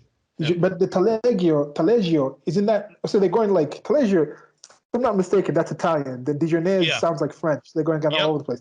Then spicy pickles, fries, and the fries come with Kunz. Then they're going German. Kunz ketchup. Yep. It's Schilling all over the place. Let us know about this. Sure. So Schilling, this was actually, it's a restaurant that's still around. It's located near the World Trade Center. This was owned by my old boss. His name is Eddie Fraunader. I worked with him at Seasonal and Eddie and the Wolf, which are closed now, unfortunately. Um, but this was the burger named after the place. Schilling, you can probably tell by the name, it's named after the Austrian currency. Um, so Taleggio, the cheese, of course, it's self-explanatory. I didn't label it here, but I think there was some sautéed spinach on as well. Dijonnaise is like a play on, well, it's Dijon mustard but mayonnaise, so it's like mayonnaise but with a dominant Dijon flavor. Spicy pickles they make in house; those were on the burger too. Now, Kuhn's ketchup, I think I brought up in a previous discussion. Um, that's great. That's named after the chef Grey Kuntz. He was actually Swiss. It's interesting. His father is Swiss. His mother was Singaporean. So he had sort of the best of both worlds where, he lived and worked in Southeast Asia, but he also trained in Switzerland under the French masters. So he had this ketchup, which was ketchup, but it also had fish sauce, tamarind. I think there was curry in it, a few other things. Really great stuff. I'm trying to find some recipes online. I found a few, but they differ a little bit from the stuff that I had. Pretty close, but I mean, you could even tweak it a little bit if you want. It was kind of involved to make, though. I remember, like, you had to like roast the tomatoes and like the tamarind, like puree, strain that out, a little bit of fish sauce. Like, it takes a little bit to make, but I mean, I'll take that ketchup over like any other ketchup, hands down. So, Yeah, because yeah. tamarind, we have some local companies make some kind of tamarind thing because we have a rather Yeah. rather significant population of people from India and things like that because they were brought over when the British had colonized the place. They came over, so in the Nairobi area, the coast area, you have a lot of them. So there's a lot of foods that have influenced them. When you talk about Kenyan cuisine, there's a lot of influence from the country India, like so that mixes in with some of the more earthy local pre-cuisine type of just traditional dishes where people just like, this is what we have growing in this area and this is what we're going to eat, and those things kind of came together. So we've had some tamarind one, and it's definitely a lot sweeter. Um It's kind it's of sour. You have to add sugar to it too. You have to what? add sugar to it too. Tamarind's naturally more sour, but Okay. the challenge with tamarind though is that the way I made it in school anyway is that if you scrape out the insides, there's a lot of seeds. So what we would do is we would blend it, and that would break up the seeds, but then you would strain out what you blend. That way the seeds separate from the liquid. That's one way to prepare it anyway. Because yeah, here when the tamarind sauce you do buy, it's brownish and it definitely is a lot sweeter. So I'd say it's closer to like a barbecue sauce type of flavor, but definitely not as, I don't want to say it's not as tangy. It's more veggie. I don't know how to Well, really it's kind explain. of it's kind of like what I was saying about passion fruit. Like if you have straight passion fruit, it's sour, but you can buy purees that have sugar added, so that's going to change it. Okay. Um, so the Schilling burger, and I see this is a different spelling of Schilling. This is burger with the SCH. And Yep. so here in Kenya, we still use shillings, like, and that comes from the Brits who are using the shillings. That's like it's Kenya Yeah. shillings, the primary currency here. Yeah, because this is the Austrian currency, and if you look back, the great Austrian economist Eugen von Böhm-Bawerk, he was actually on one of the shilling notes in the early 20th century. Pretty cool. So it was their dollar equivalent, right? So this was like something Yep. you'd buy equivalent to like $1. Right. Oh, yeah, and how much was it? What's the price range for this one if somebody wanted to go get it? I don't think this burger was unreasonably priced. I'm trying to remember if it was like 15 or 20 or something. I'm trying to like off the top of my head. Because I mean, Taleggio is a slightly nicer cheese, by the way. It's cowed milk. It's softer. In Italy, I think it's originally made with raw milk, but of course, as I've said before, we have rules against that. It's interesting though. It's kind of tangy. It has some almost like fruity elements too, which is kind of unusual. But it's kind of an unusual cheese, but it works well in the burger, and it's nice because I get tired of like American cheese, cheddar, mozzarella all the time, so something else is That kind of nice. Yeah. is American cheese. But yeah, and even the mozzarella, I've mentioned this before, my consternation of finding out what mozzarella really was once I got to Italy after being used to like the string cheese. I thought mozzarella in general was primarily string cheese from living in the United States of America. And then I don't remember it from when I was 5. I left France when I was 5. Might have had the European type of mozzarella back then, but definitely when it came to Kenya at that time, there wasn't that much cheese available here. There was some basic cheddar, like just more of the dry type of stuff. But then now there's an explosion of all sorts of different local, not even just the importation of it, but there's a lot of local companies doing some pretty good cheeses, local cheeses here. So a cheese lover like I am, I'm definitely very excited whenever I Yeah. get some of this good cheese. So yeah, this looks good. And the spicy pickles and the fries. Um, to Dijonnaise, what's the green? That's sautéed spinach. Okay, yeah, Yeah. and I actually was going to mention that instead of lettuce, there's many other things I've done. Like for when Yeah. I did the goat burgers, I remember there's a goat burger I made. It might not be on the website that I used some sautéed spinach instead, and that was amazing because it has a tangier taste of the spinach. No, it was Swiss chard, not spinach. So it has that tangier taste, and then I used a more spicier sauce on it. I forget which. I think it was actually some peri peri sauce that one of my friends here, one of my friends' families here had made homemade. So it was just a really good mix of different kind of flavors in there. And there's so many things you can do with it instead of just the basic burger and bun. But yeah. Yep. All right. And what Yep. what was the beer you had with it? Oh, so this was the wheat beer, the Weihenstephaner, oldest beer in the world. This was Hmm. the one that's founded 1040 AD. Wow. Yeah, so I was thinking Yeah. it's cool in 2040, though. I'm sure they'll have some big blowout 1,000 years. It's Wow. if you want a comparison, just for reference, it's kind of like Blue Moon, but a lot better. It's like it has kind of like banana and clove elements to it. That glass is a Rotterburger glass. It's not Rotterburger beer. It's Weihenstephaner, but it's yeah, similar to Blue Moon, but Blue Moon is more orange. Hoegaarden is lemon. This is like banana and cloves, and it's definitely one of my favorites. I drank a lot of that when I worked for these guys, and when I ate in their places. And was that one of those monastery type of beers? 'Cause that's where beer was developed, right? Yeah, I'd have to go back and look at the history of that. I was a little more familiar with Rotterburger, but this has been around a long time though, because you 1040 you figure Middle Ages, so monks brewing and figuring things out, and there's a whole they sort of figured out a formula and they've continued it. Yeah. Also, some people might not know with Hmm. Budweiser, that's there's also a European company that's been making Budweiser a lot longer before, and Anheuser-Busch is a European name. He came from Europe Yeah. and started making it. But this is something that I realized some of my friends here I opened a bar of their own, and they had some Budweiser delivered, and it was the one from Europe that's a lot older than the Anheuser-Busch one, and it Hmm. was pretty decent from what I remember. I mean. But yeah, I don't really drink anymore. But I used to remember that Hmm. was one of the things like the Budweiser, and again, it's just so Hmm. weird. People have and so many different kind of things to try, and then they just like, I'm just Hmm. going to stick with cores. I'm like, Oh, nothing against cores. And I'm like, yeah, not really my thing. yeah. Okay. So anything else you have to say about this? Not really. I think that's pretty self-explanatory. I may go into Schilling again soon. I haven't been there in a while, so my old Hmm. boss's place, and I actually know the chef there at present too, so maybe go back. Anything else you've had here that you thought was worth mentioning? Something Uh, jump where you go. I had some decent dishes in the past, but I don't remember off the top of my head what they were. Like if I saw them, I'd remember, but there was nothing that like it was so like mind blowing. I can still talk about it. No offense, obviously.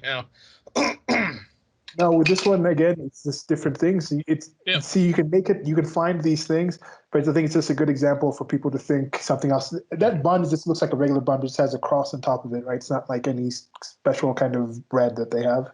It's a pretzel bun, if I recall, Okay, actually, because that's good. why. Yeah. Yeah. So. See, that's already. Switch up your buns. I know potato buns are good, but just switch them up once in a while.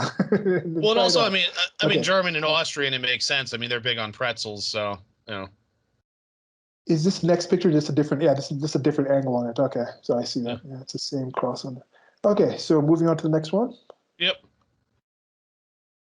Here we go with again. This is good. Good that you tried this lamb burger. This is Yep. guanciale, Yep. pickled onions, brioche, paprika aioli, and frites. These Yep. fries. So this is actually the same burger, but it's been tweaked a little bit. This is at Claudette, the place I like a lot. So this is kind of near my old job, Netta. It's a Provençal style French place. So for those who don't know, Provence is it's the region in the south of France. Marseille, like if you know the French connection, the Marseille importers, that's where they're from. That's where Monaco is too in the bottom. So Provençal cooking, it's very, you can tell a lot of Mediterranean stuff. So there's a lot of tomatoes, olives. You can see a lot of the the Mediterranean influence. Um, so it's actually the same dish, but it got tweaked a little because when I went more recently, the chef is different now. So they kept the dish, but they changed it a little bit. So the one on top here has actually a pretzel bun, whereas the one on the bottom actually has a brioche bun. I guess that's just the chef's preference. The burger is the same otherwise, though. It's let's see, it was lamb. I think I'm trying to remember the cheese. I think it was Gruyere, but I didn't write it down, unfortunately. Paprika aioli was really nice. You could tell, the paprika folded into the aioli, so you get garlic, the paprika, frites, it's just fries, and then the ones above actually have za'atar spice. Za'atar spice is kind of like a Middle Eastern blend. It's one of those, like, again, kind of like curry or something where it varies region to region, but it'll sometimes have sesame seeds, sometimes it'll have sumac spice. Um, I've seen ones that have lime leaves in them. Pretty interesting. Wait, you're seeing two pictures. I'm only seeing one picture here. Are you talking about? No. The one, I think the picture that you were looking at was the picture with the the picture with the both pictures with paprika aioli. That's the same burger. Okay, so it's not Yeah. two pictures of the shilling one. The shilling is No, just no, one no. picture. Yeah, Okay, yeah, so I see what you mean. So they also use the cross bun here. It's yeah. is it also pretzel bun? Yeah, that's a pretzel bun, and then the bottom is brioche. Like I Uh, say, I think it just changed depending on the chef. Like they preferred one over the other. When the yeah. chefs changed. So yeah, aiolis. That's I think it's something people can make at home. It's Yep. rather straightforward to make. Paprika is getting. I think it's a rather generally popular thing. I think Yep. it's not as popular as turmeric seems to be with some people right now. It's a nice taste. I like using both together. So pickled onions, you can make that. Guanciale is just a different cut of meat, right? It's a type of meat. Um, It's a cured pork jowl. You can yeah, actually make that. You can make that at home too, actually.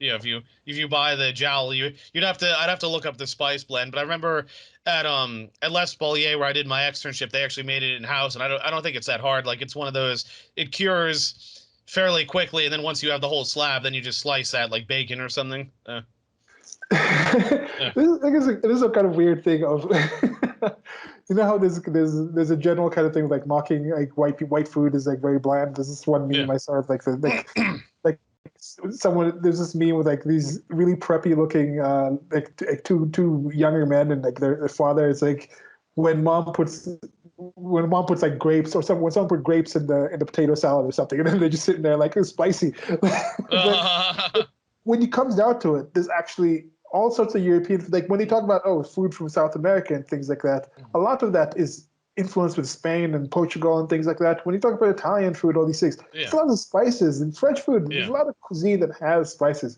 It's just like some stuff in American is like American cheese. Like, what is American cheese? So I think a lot of people just happen to be dealing with some very basic people that have very foods. But there's a lot of good spices to use out there, and it's very used by different people in different ways. Well, I Yeah, should also point out here too, I don't know who the current chef is there now, but the guy who was there before was actually Israeli. So he borrowed a lot from that as well. So that's where you see the Middle Eastern spices and it's not, he's Jewish himself, if I recall, but obviously it's not kosher. They wouldn't put guanciale on it, but like, he had like a hummus, he had a falafel on the menu. The lamb, of course, is big in the Middle East and North Africa, the spice yeah. blend. So you see a lot of those influences too, which is really interesting. Because I forget who I was talking to. If it was, oh yeah, I think it was Dina. I was giving a time because she was talking about Mediterranean food. She's like, we're going to a Mediterranean place. I'm like, do you realize how broad that is? I mean, that's like, Italy, France, Spain, North Africa, all these North African countries, Greece, Israel. Like, you're talking about so many different things. It's like, I've It's seen interesting though. Cypriot food. Cyprus, they have their own cuisine, and it's like, Yeah. Turkey. I mean, there's so many different things you could do. That's one of the places that has that. Maybe there's like Baltic, but those are the only two bodies of water that really have. Because like the other ones are massive. Like, what would Yeah. Atlantic food be? Or the Yeah, Pacific well, food, yeah, the entire yeah, coast of yeah, those massive yeah, countries. So yeah, it's kind of interesting they do that. yeah, Oceanic food, yeah, that's a good point actually with the whole yeah, Mediterranean thing there. yeah. But yeah, this looks good. What was the Yep. wine that you were having with one of these? So this was Côte de Rhône. It was a blend, if I recall. For those who don't know, the Côte de Rhône, it's kind of like more south of France. It would be kind of above Provence, like where this food is from. So it's like the grapes are called Syrah, Grenache, and Mourvèdre. They're like red grapes, a bit heavier, but not like really intense. So they work well with something like lamb, which is not like, it's a richer meat, but it's not like a heavy steak or something. Uh, Yeah. nice. I mean, Yeah. we also with burgers, like we've talked about the different ones that we had, the different Yeah. kinds of platings with it, and Yeah. I think we're seeing a lot more of the burgers. This whole Yeah. board type of thing, and they just put it on some kind of like wooden type of thing, and the squarish type of thing. That seems to be rather more common even here in Kenya, the urban gourmet. There's some places, if I remember correctly, they kind of do it like that, or they have the basket type of things. Yeah. So I think the plating is not going to be as different, but this whole thing of putting the fries in some kind of tin like that, is that an older thing or is that something that is more recently done? I don't know, because I mean, like Bar Balut, where I used to work, they did it. I've seen it at other places too. I feel like it's like a French bistro kind of thing. That'd be my guess, but I don't know like what the standard for that is. But like a bunch of places I've worked, I've seen it like that. So yeah, Uh, I like the whole like Five Guys thing where they just put it in like that kind of like fountain drink, and it's like yeah. there's more fries in the actual bag than there is in the fountain thing. But yeah, Uh, Five Guys is a good place. Okay, so that's it. You got anything else to say about this?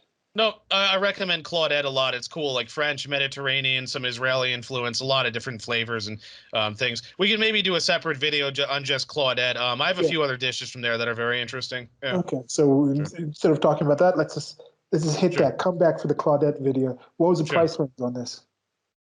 Ooh, I'd have to check. I don't think it was exorbitant though. Maybe like 20 something, maybe like mid 20s. If I'd have to go and check the menu, but I don't think it was over the top. That's about that for a burger, pretty much. No, no. In New York City, maybe no, but like the rest of the world, Well, yes. well, because you figure too, you're probably not using the best cuts of the lamb either. You're using tougher stuff that gets ground up. So, oh.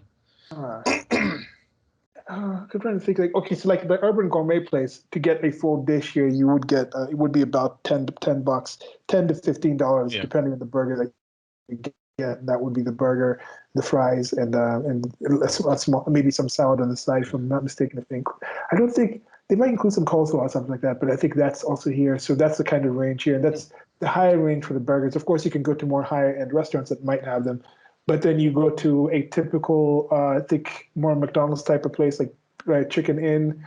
They also have KFCs here. When you go to those Burger King, you go to those places and you can get burgers for around $6 to $7. I mean, for $5 to $7, equivalent to that is 500 shillings to 700 shillings. So that's the price range around here. Sure. Okay, so next one. Yep. Now here we go again. What is a burger? I still Yeah. consider this a burger. So Bell, Book, and Candle Burger. And Mm-hmm. this is vintage cheddar with a Yep. pickle made from cucumber from the rooftop garden of Bell, Book, and Candle. So tell us about Yep. this. So this restaurant's very interesting. It's in the West Village. It's one of those like it's easy to walk by. Like I forget the exact street it's on, but it's one of those like where you have to like walk down steps to get into it. They're very big on sustainable practices and all this. And what's interesting is they actually have a rooftop garden where they have vegetables and herbs. So you can get like salads made with greens that they actually grow on the roof. You can use some of the herbs they get. In this, they actually grew a cucumber. They grew cucumbers on the roof and then pickled them, which I thought was kind of cool. Um, so this is just, a beef patty, vintage cheddar. It's like an older cheddar, smaller batch. The pickle, of course, it's on rye bread, which is kind of interesting. It's not a bun. Fries, you can see. And it's paired with a Pinot Noir, which is actually a lighter red wine. You can kind of see, I mean, it's next to a candle, but you can see it's lighter body, like you can kind of see through it a bit. So it's a lighter red wine. I'm trying to remember what the makeup of beef was, but if I got that wine, it was most likely a lighter blend of beef, because otherwise I would have gotten a heavier wine. Okay. I see here we have a bit of difference with the plating. Yeah. What was that pink sauce again? You might have mentioned it. Sorry. I actually didn't write that. I'm trying to remember the what it was. I should have written it down now. I'm trying to remember if that was like a yeah, I wish I knew now. I don't think I wrote it down when I took the photo, yeah. Yeah. So what's the price range on this? Probably similar to what I've been paying, maybe like mid-20s or something. This place is a little pricey for what it is. I mean, it's not like it's decent stuff, but like it's one of those you're paying for like the sustainability aspect of it. So it's like you can get something similar elsewhere for less, but like they push the whole we're sustainable and everything. It's a decent place. So I go once in a while. I just think it's cool because like I say, the rooftop garden and that they like they'll like change up the salad based on what greens they're growing and things like that. Yeah. Yeah. Yeah. Yeah, it's commendable for them to attempt to do this, and that's something that I tell Yeah. people: you can have space if you just have even if Yeah. you have a studio apartment, you can go to your local Home Depot equivalent and Mm. buy just like a small little thing, and you can grow Yep. some herbs and like get some soil and grow some herbs in there. And even if you're just cutting down a few cents from going to the store, think about even just one day instead of the time you spend stopping at the store picking. I know you might pick up your herbs when you pick up, but even just the time that you do that changes. Like it's something that helps in just getting to know more of the things. So for somebody in the city to be deciding to use their space this way, you might have heard some of our videos and some of our things. I'm not someone who's like, oh, I just burned the world like capitalism, like that character Uh, of capitalism that people say and everything. Especially when it comes to foods and things like this, I definitely encourage this. In fact, if I was to like get into the whole food industry, I would prefer more to do it like in the outskirts or in some suburbs or in some small town somewhere where you can have the whole farm. You can have your own like place where you're like, okay, these are seasonal things, not just seasonal in the area that I am, but also seasonal in the garden that we have here.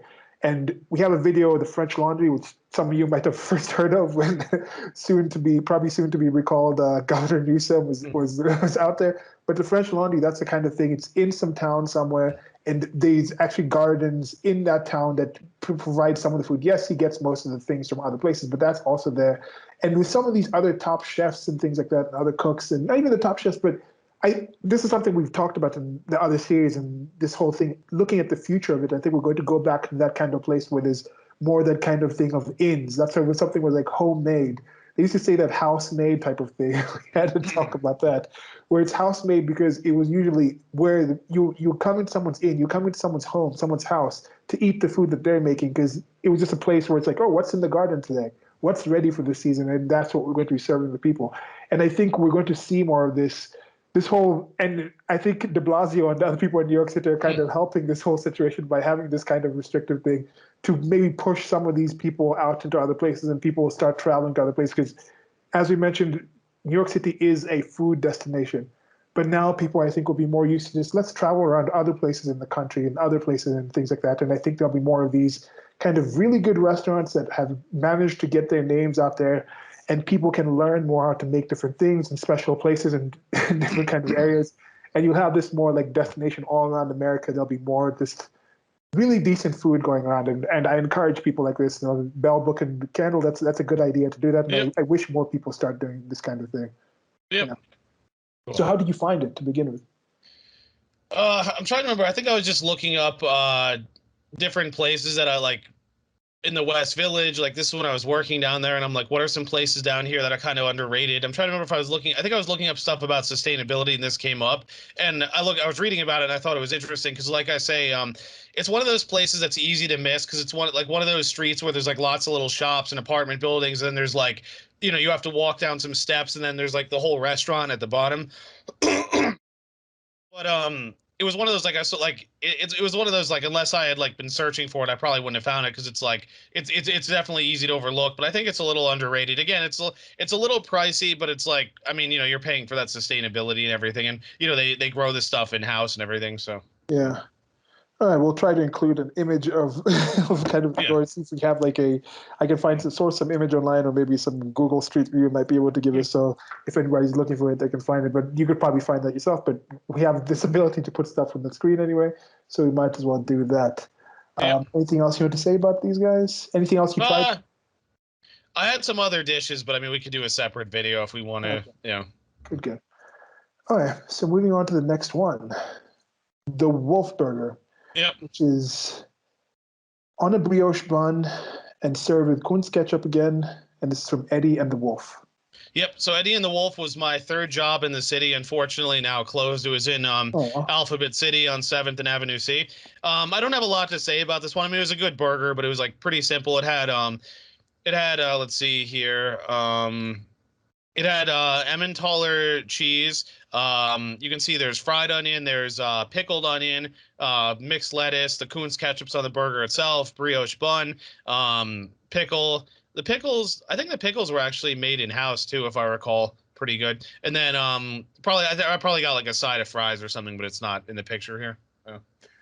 that should be kind of a thing where, Yeah.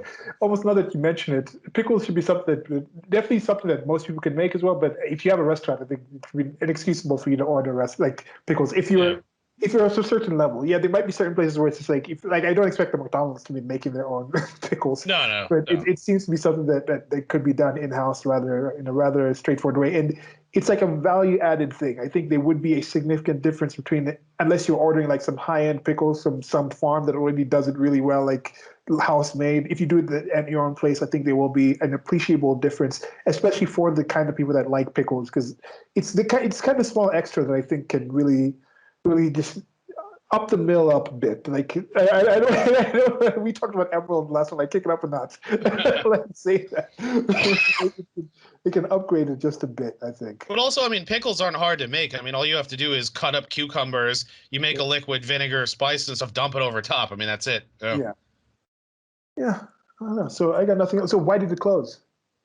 It was a combination of things. It was a combination of like when it opened, it was like the cool new spot, and it was really busy. I mean, I really enjoyed working there. I probably worked there in its heyday, to be honest. But it's a combination of it wasn't the cool new spot anymore, so that sort of helped it die down.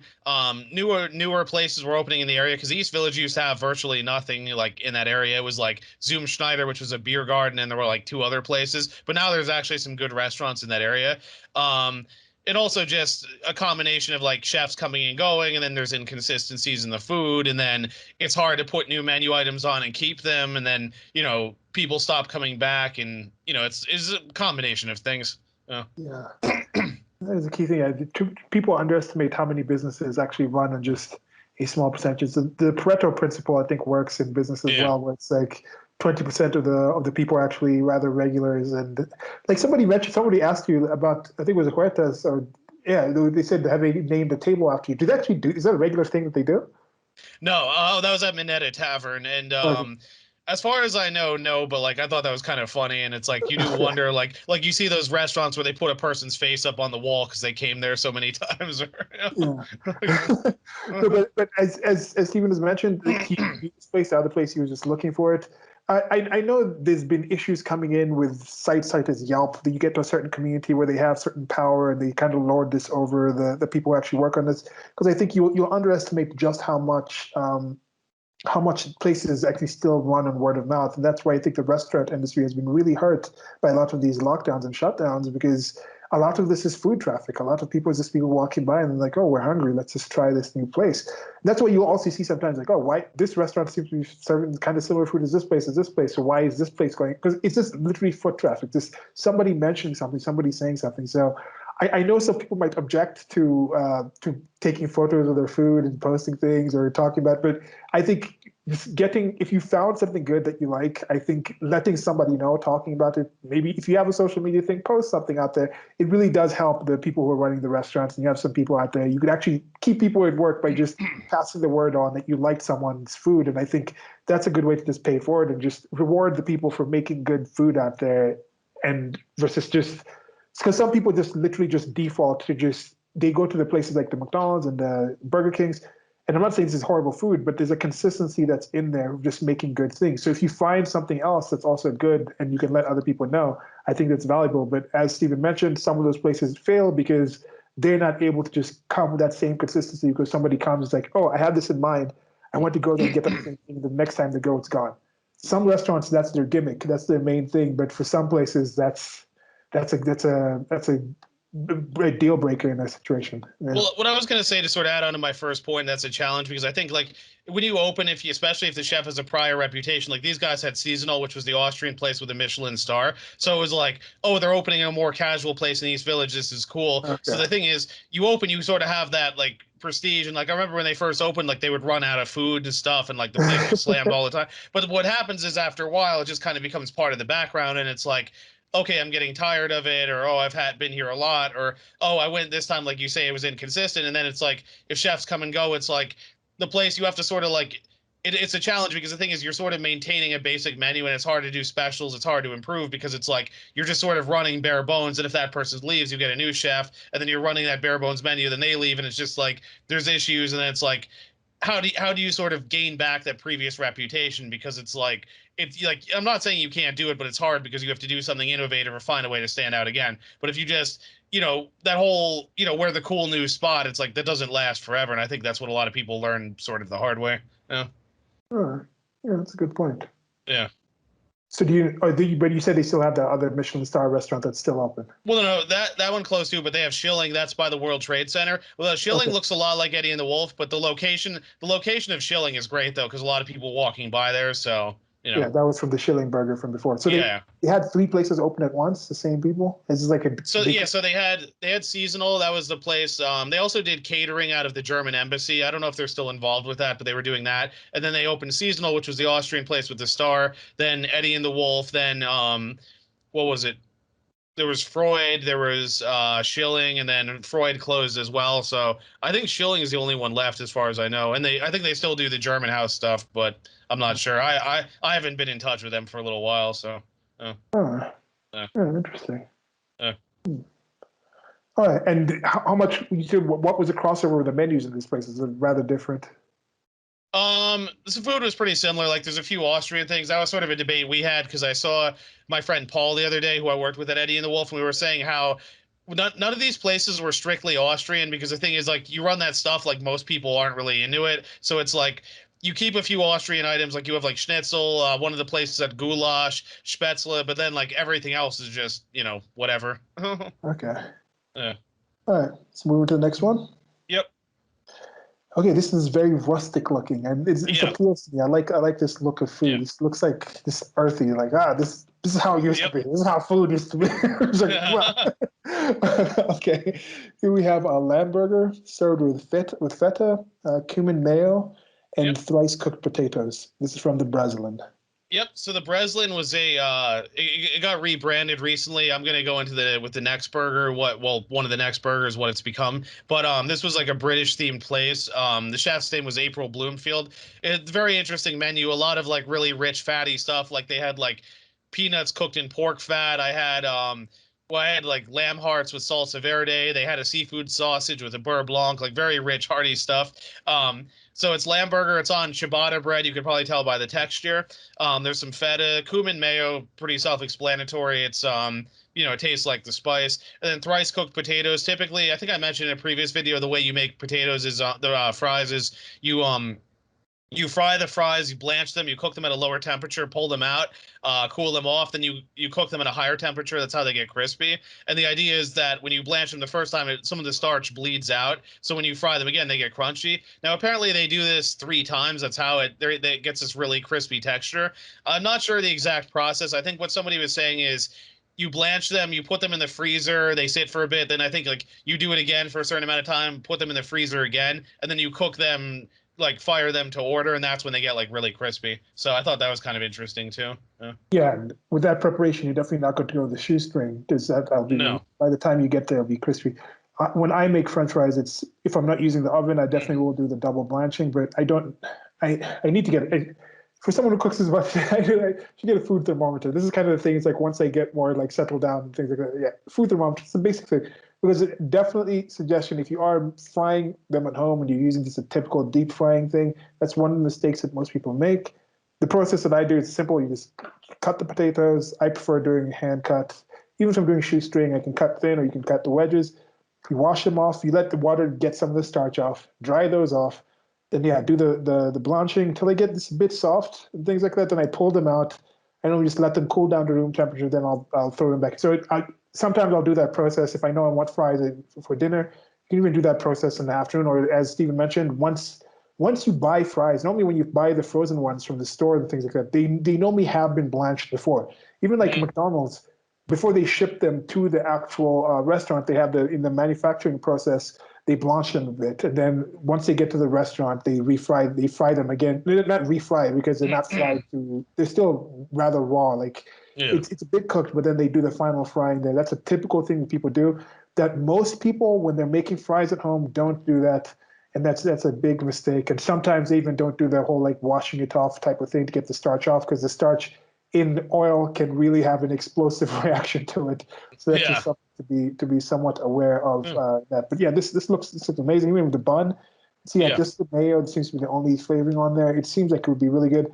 And with the ciabatta thing, that'd be a more crunchier bun, which is something that is rather unusual with most of the burger buns that people use, normally softer. So kind of interesting to have that mixed together. And then the feta cheese is more of like a crumblier cheese. Yep. So this might be some really interesting mouthfeels when you're actually having the thing. And then of course the thrice cooked, thrice cooked potatoes is that. So the cumin mayo is just on the side, because when I was saying thrice cooked potatoes, I wasn't thinking the fries. I was thinking it was maybe some kind of mashed potato thing, especially it being like English and things like that. The peas. What's it like? Cream peas. What would they call it? I like it, but one of my friends didn't like it. What is it? You know the peas thing that it's in British cooking and English cooking, like Peas? cream peas or something, where it's like just like a puree of just the peas itself. Anyway, but I thought it was something similar to that. But that's the mayo. But yeah, this looks great. What was the price range on this? Oh, I have to check, because the thing was, I got this a while ago, and like I say, the place kind of rebranded itself, so it's like, my guess is it was probably like 20 something. I don't think it was way up there, because Okay. Yeah. So if you're ready, I'm ready to move to the next one. Yep. Okay. Oh, here we go.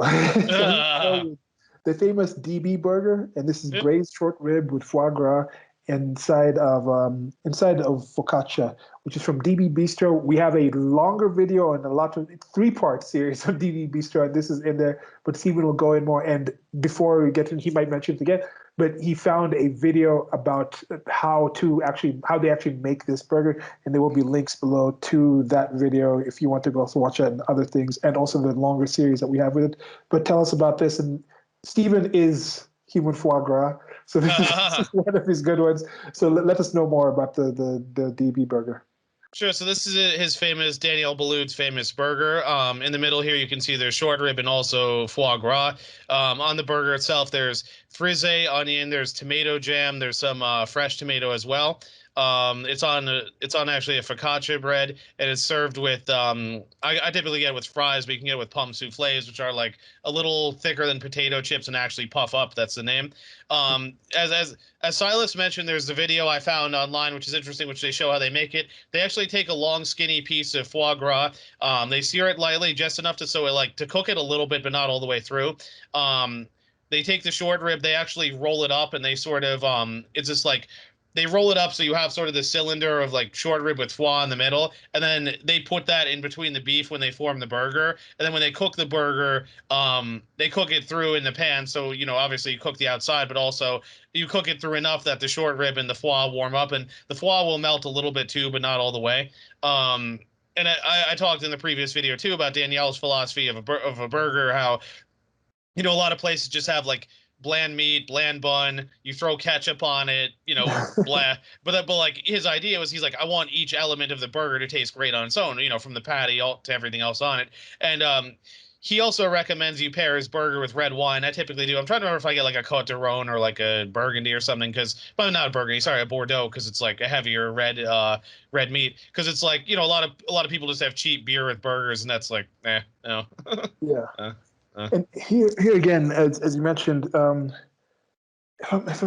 Bistro was Michelin recognized, but it wasn't a Michelin star, right? Right. Yep. And you can tell there's different kind of things that, I mean, to me personally, like the one before this, the lamb burger, to me I would give that a Michelin, but I'm not a Michelin boy, but that just seems to be something that appeals to me, that kind of just more stark thing. Because even if you go for like a plainer type of thing, a more simple thing like that lamb burger we talked about, it still has the different mouth feels and the crumbiness and things like that. Then you come to something like this with the type of lettuce that you choose that has little fringes and things like that. That's a tomato. That's the chunk of tomato. That's instead of cutting the typical horizontally wise, where it's kind of like a wagon wheel. You just cut like the sides, so you get like the full chunk of that. You can't go here with like dentures. You got to have teeth. I mean, even dentures, some dentures work. But then when you get to the burger itself, you have the mince of the beef. Then you have the stringiness of the rib. Then you have the more like creaminess of the foie. So that's again a different kind of feel in there. Mm. So this is, it seems like it's something that's, I've never tried this, but this is definitely something that if I did come to New York, I would be interested in trying this. And if you'd said the price range was like 30 with this one, because it's a bit Yeah, cheaper of a it's thing. like 34 or something, and you can get it with truffles, which there's a supplemental price, and obviously that's more, but you don't have to. You know? Okay. Uh, Yeah, and it just looks great. yeah. Anything else you want to tell us about this? Like, when was the first time you tried it? Oh, I'm trying to think now. It was a number of years ago. I've had it like 3 times since, but that this restaurant's been open since 2001. I want to say, as far as I know, it's been on the menu at least since about that time. Again, I recommend watching that video. We'll provide a link because I thought it was really cool, showing how they actually make it. Because you could probably attempt this or something similar at home. I mean, it's a bit of finesse, and you might not get it exactly right, but like it's not rocket science either. So if you practice a bit, you could make it, or do something similar even. It's a good inspiration for just Yeah. looking at different things. Instead of just using the typical iceberg lettuce of the flat sheet, you can Yeah. just use a different kind of lettuce, a different kind of green, and in there. Instead of just using the tomato as a wagon wheel, just look at this switching out. So just from this burger, you can learn and be inspired for different things.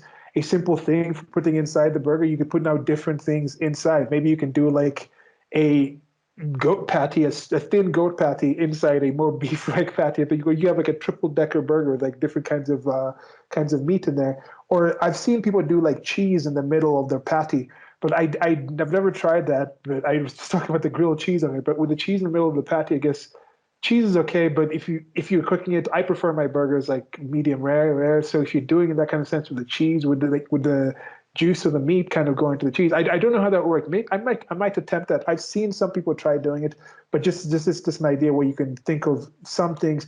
Like for example, one thing that maybe you might be able to put in the middle of the patty is, instead of just doing this, maybe put like onion. Maybe cut that wagon wheel of tomato and put that in the middle of the thing, and test that out and try these different things. But yeah.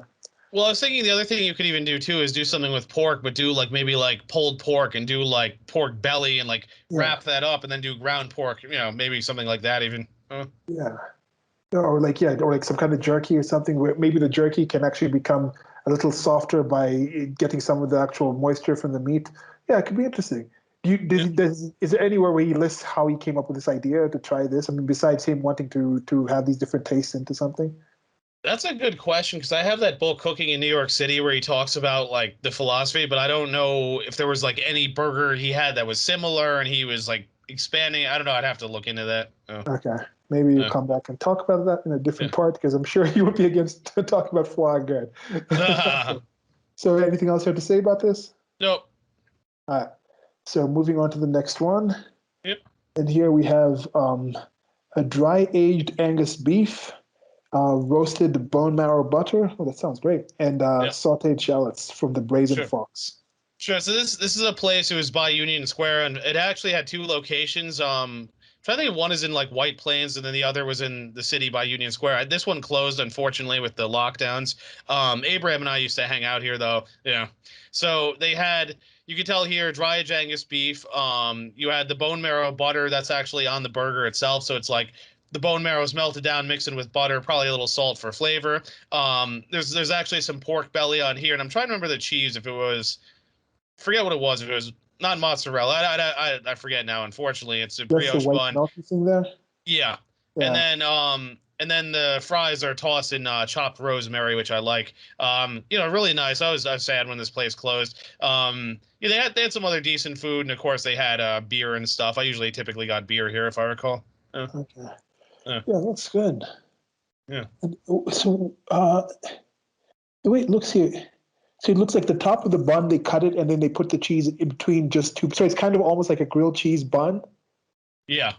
Cool. So yeah, that's what I'm saying. Like, Kind of like what you were saying. Yeah. okay, yeah. But I was thinking just typical grilled cheese with like the regular sliced bread. But yeah, this is again like I'm glad we had this because this is a different way of doing what I was thinking. Because I was thinking Yeah. actually two just grilled cheese sandwiches with the bread on the top and the bottom. But this is a lot. This makes a lot more sense. This is a lot easier, better of a way to do it. It also puts the cheese in its own kind of container section. It maybe lets it star in a different way where it might be the cheese itself might be what's that word where something comes over and takes over and like overshadowed or something by the meat if it's just in the regular. But this is just a different way of going around a typical burger. If you're just doing your basic burger cheese thing, instead of doing that, just cut and put the that's great. It's Yeah. and unfortunately closed. That's Yeah. how long was it open for before this? Oh, that's a good question. I think it was open for some time because I'm trying to remember if Abraham was the one who told me about it because he stays by Union Square, so we hung out there a few times, and I'd eat there once in a while. I'm trying to remember now though. I mean, I went there a few years ago at this point, but Yeah. And what's with this aging thing? I've seen people doing it. I haven't really gotten too much into it. When they say like they age beef, like it's like, oh, this is like Also, 100. I think I mentioned this a little bit in a previous discussion. So what it is that there's dry aging and there's wet aging beef. Dry aging beef, you let it sit in a room and like the beef dries out and it'll get kind of this like dry crust. Like it looks kind of weird on the outside. But the thing is, as you do that, the flavors concentrate. So if you had dry aged steak versus regular steak, you would see a more pronounced flavor with the dry aged stuff. So what some places are doing is they're doing that with certain meats. Then that meat is ground up and made into burgers. So the flavors are a bit more concentrated.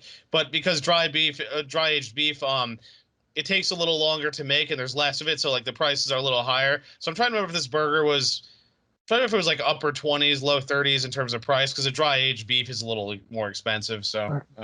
So it's a similar process to like the prosciutto when they do the hang dry stuff in Italy, or like salami when they just let it dry. Sort of, but those are cured. Whereas with this, it's like they just let the beef sit in a room and it dries out, but those flavors concentrate. And then, like there's a steakhouse here where you see these rooms with all these steaks that are sitting in these rooms, and it looks like they have like this weird crust on the outside, but you cut it off and then you cut up those steaks and cook that beef, and the beef has more flavor. So they just try to keep it in a sterile place so it doesn't get like Yeah. the bacteria and end up the. Because I've seen some people do these where they do like it's encrusted in like butter and then they age it that way. I'm like, what are these things going on? I see some videos on YouTube and things like that. I've never actually gotten into that, but it's Well, I think I showed you Gabriel Kreuther did the one with coconut oil. That looked kind of yes, interesting. yes. Yeah. Yeah. Okay. Yeah, so yeah, that's the thing. I don't know if people have tried that, but yeah, this looks good. Again, it's unfortunate. This is one of the casualties of the things. I know there's been a lot of actual bodies, lives, casualties in that sense, but it's also this other aspect that you'll see a lot of people, a lot of places are not going to be able to make it back after this thing, and that's part of why China should be held accountable. Yeah. Yeah. Okay, so yeah, anything else you want to say about like I just think that's a genius idea. Like, look, it's not genius. That word's overused, but I think it's just a great idea to just use the cheese in the bun. Definitely gonna try this, and I'm gonna try to remember to try this the next time I have a burger at home. You could even do like different compound butters. Like we serve compound butters with steak, but it's like why not do it with burgers as well? I mean, you could do the bone marrow, you could do different herbs, you could do shallots, you could do I've seen like garlic that's sort of toasted, put into the butter. You could do that. You could do a lot of stuff. Yeah. Yeah, Yeah. so it's a good series. I like this. Yeah. Okay, moving on to the next one. Yeah. Here again, we have something that's coming back from the other series that we've had. Again, this was I think the first talk we had was Minetta Tavern. That one is just like one part. I think we managed to just put everything into it. But yeah, this is the Black Label Burger, which is a blend of 4 cuts of beef, all dry aged, which is a short rib, brisket, skirt steak, and chuck. And the onions are caramelized with Jim Beam Black Label. And this is Minetta Tavern, as I said. Yeah, I think this is when we had initially talked about the dry aging, but yeah. Yeah, not too much to say on this. Again, we discussed it more in the previous video, just the 4 cuts of beef. The idea is the 4 cuts, it's like different texture, different fat content. So when you combine them, that creates a different mouthfeel, different cooking time. Again, it's called Black Label because the onions are caramelized with Jim Beam Black Label to sort of give it some finish, sort of like think of French onion soup. You usually finish with like Merlot wine or something, but this instead you use whiskey. Comes with a side of fries. I typically get mine with mayo. not a whole lot else to say here. I mean, good burger. This one's a little pricier. This one is in the early 30s as well. But remember, you're paying for all dry aged meat, and it's a few different cuts. Like, I'm not gonna say that these are the nicer cuts, but like typically like the cheap burgers you get will be like chuck steak with like fat thrown in, so that's why they're cheap. But this is dry aged meat, and these cuts are like a touch pricier, so that's why you're paying a little bit more money. Oh. Yeah. And then with the difficulty level, these are different preparations you can do. But then again, from the stages and the time that goes into actually making the different things at different levels, when combining them together in a way that's edible and works well together, that takes some level of effort and skill that I think you can learn to do it, but it'll be something that you're not just going to get home after a long day at work and like, I'm just going to make this burger from scratch. It's going to be more labor intensive than that. So this is the kind of burger that I'd say if you see it on the menu, definitely try it because of, again, as is mentioned in the other series, some of the main things I think of when I'm going to try something is what are the chances of me actually making this at home? If it's very low, that adds a definitely high point to me picking it. Another one is what's the chance of me being inspired by this? That's the second highest point for it, and then from there it's just a crapshoot in the things that I order. So yeah. Yeah. Not like I say, not much else to say on that because it's like we already discussed and it. And they definitely still have it in Minetta, and Minetta is still awesome. Yeah. Yep. Okay, so definitely go check that out. Say hello to the people at Minetta and tell them Steven's saying. Okay, so moving on to the next one. Yep. Here we have the dry aged ribeye burger, and this is seared foie gras, tobacco onion, easy, black garlic aioli, cornichon, and Dijon on a seeded bun, and this is from Breslin Burger. Sure. So the Breslin was rebranded as Breslin Burger. I know that I'm trying to remember if April Bloomfield left or there was some whole thing where I guess they decided to like rebrand themselves. So it's like it's basically the same atmosphere, but it's a little more casual now. And as you can tell by the name, it's focused on burgers with a few other items. I treated myself to this my birthday this year.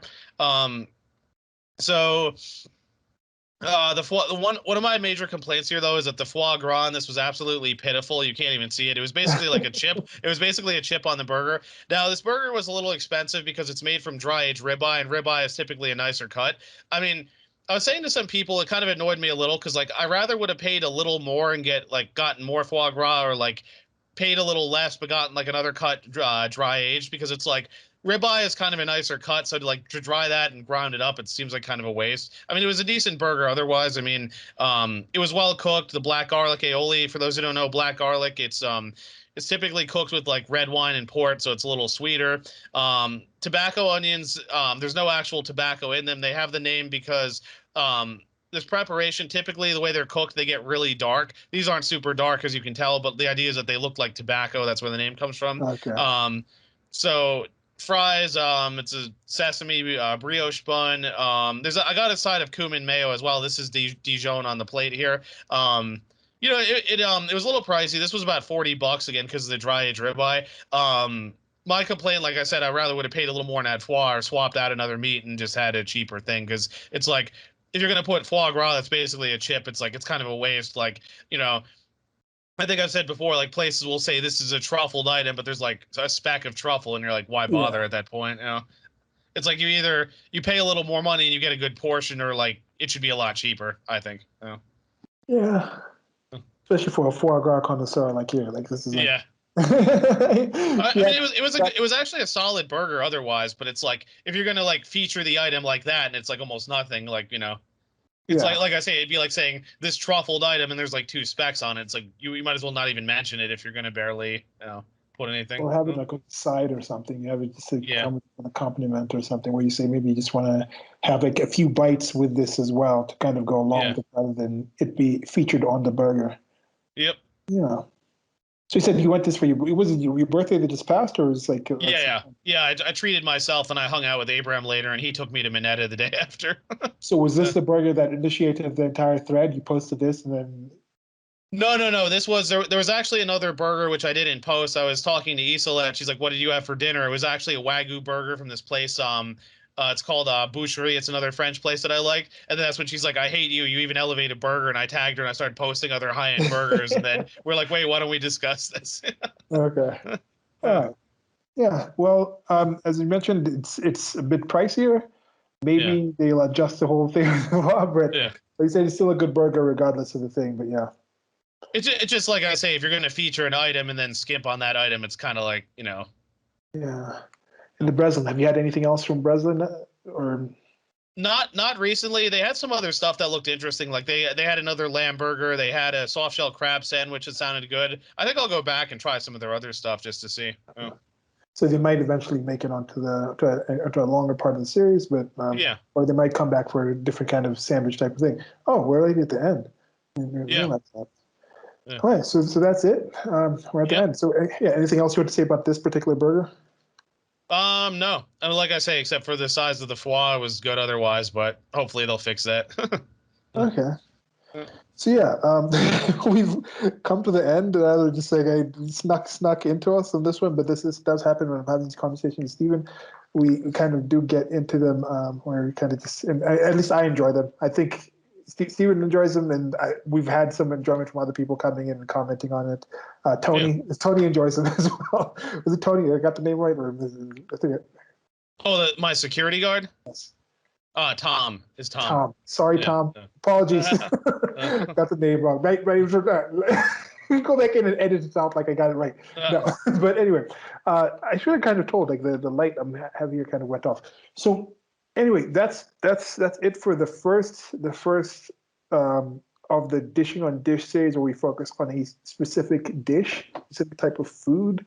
There's definitely more burgers, as he mentioned. Even the burger that initiated this whole thing wasn't even mentioned in this. So Yeah. there's other burgers out there.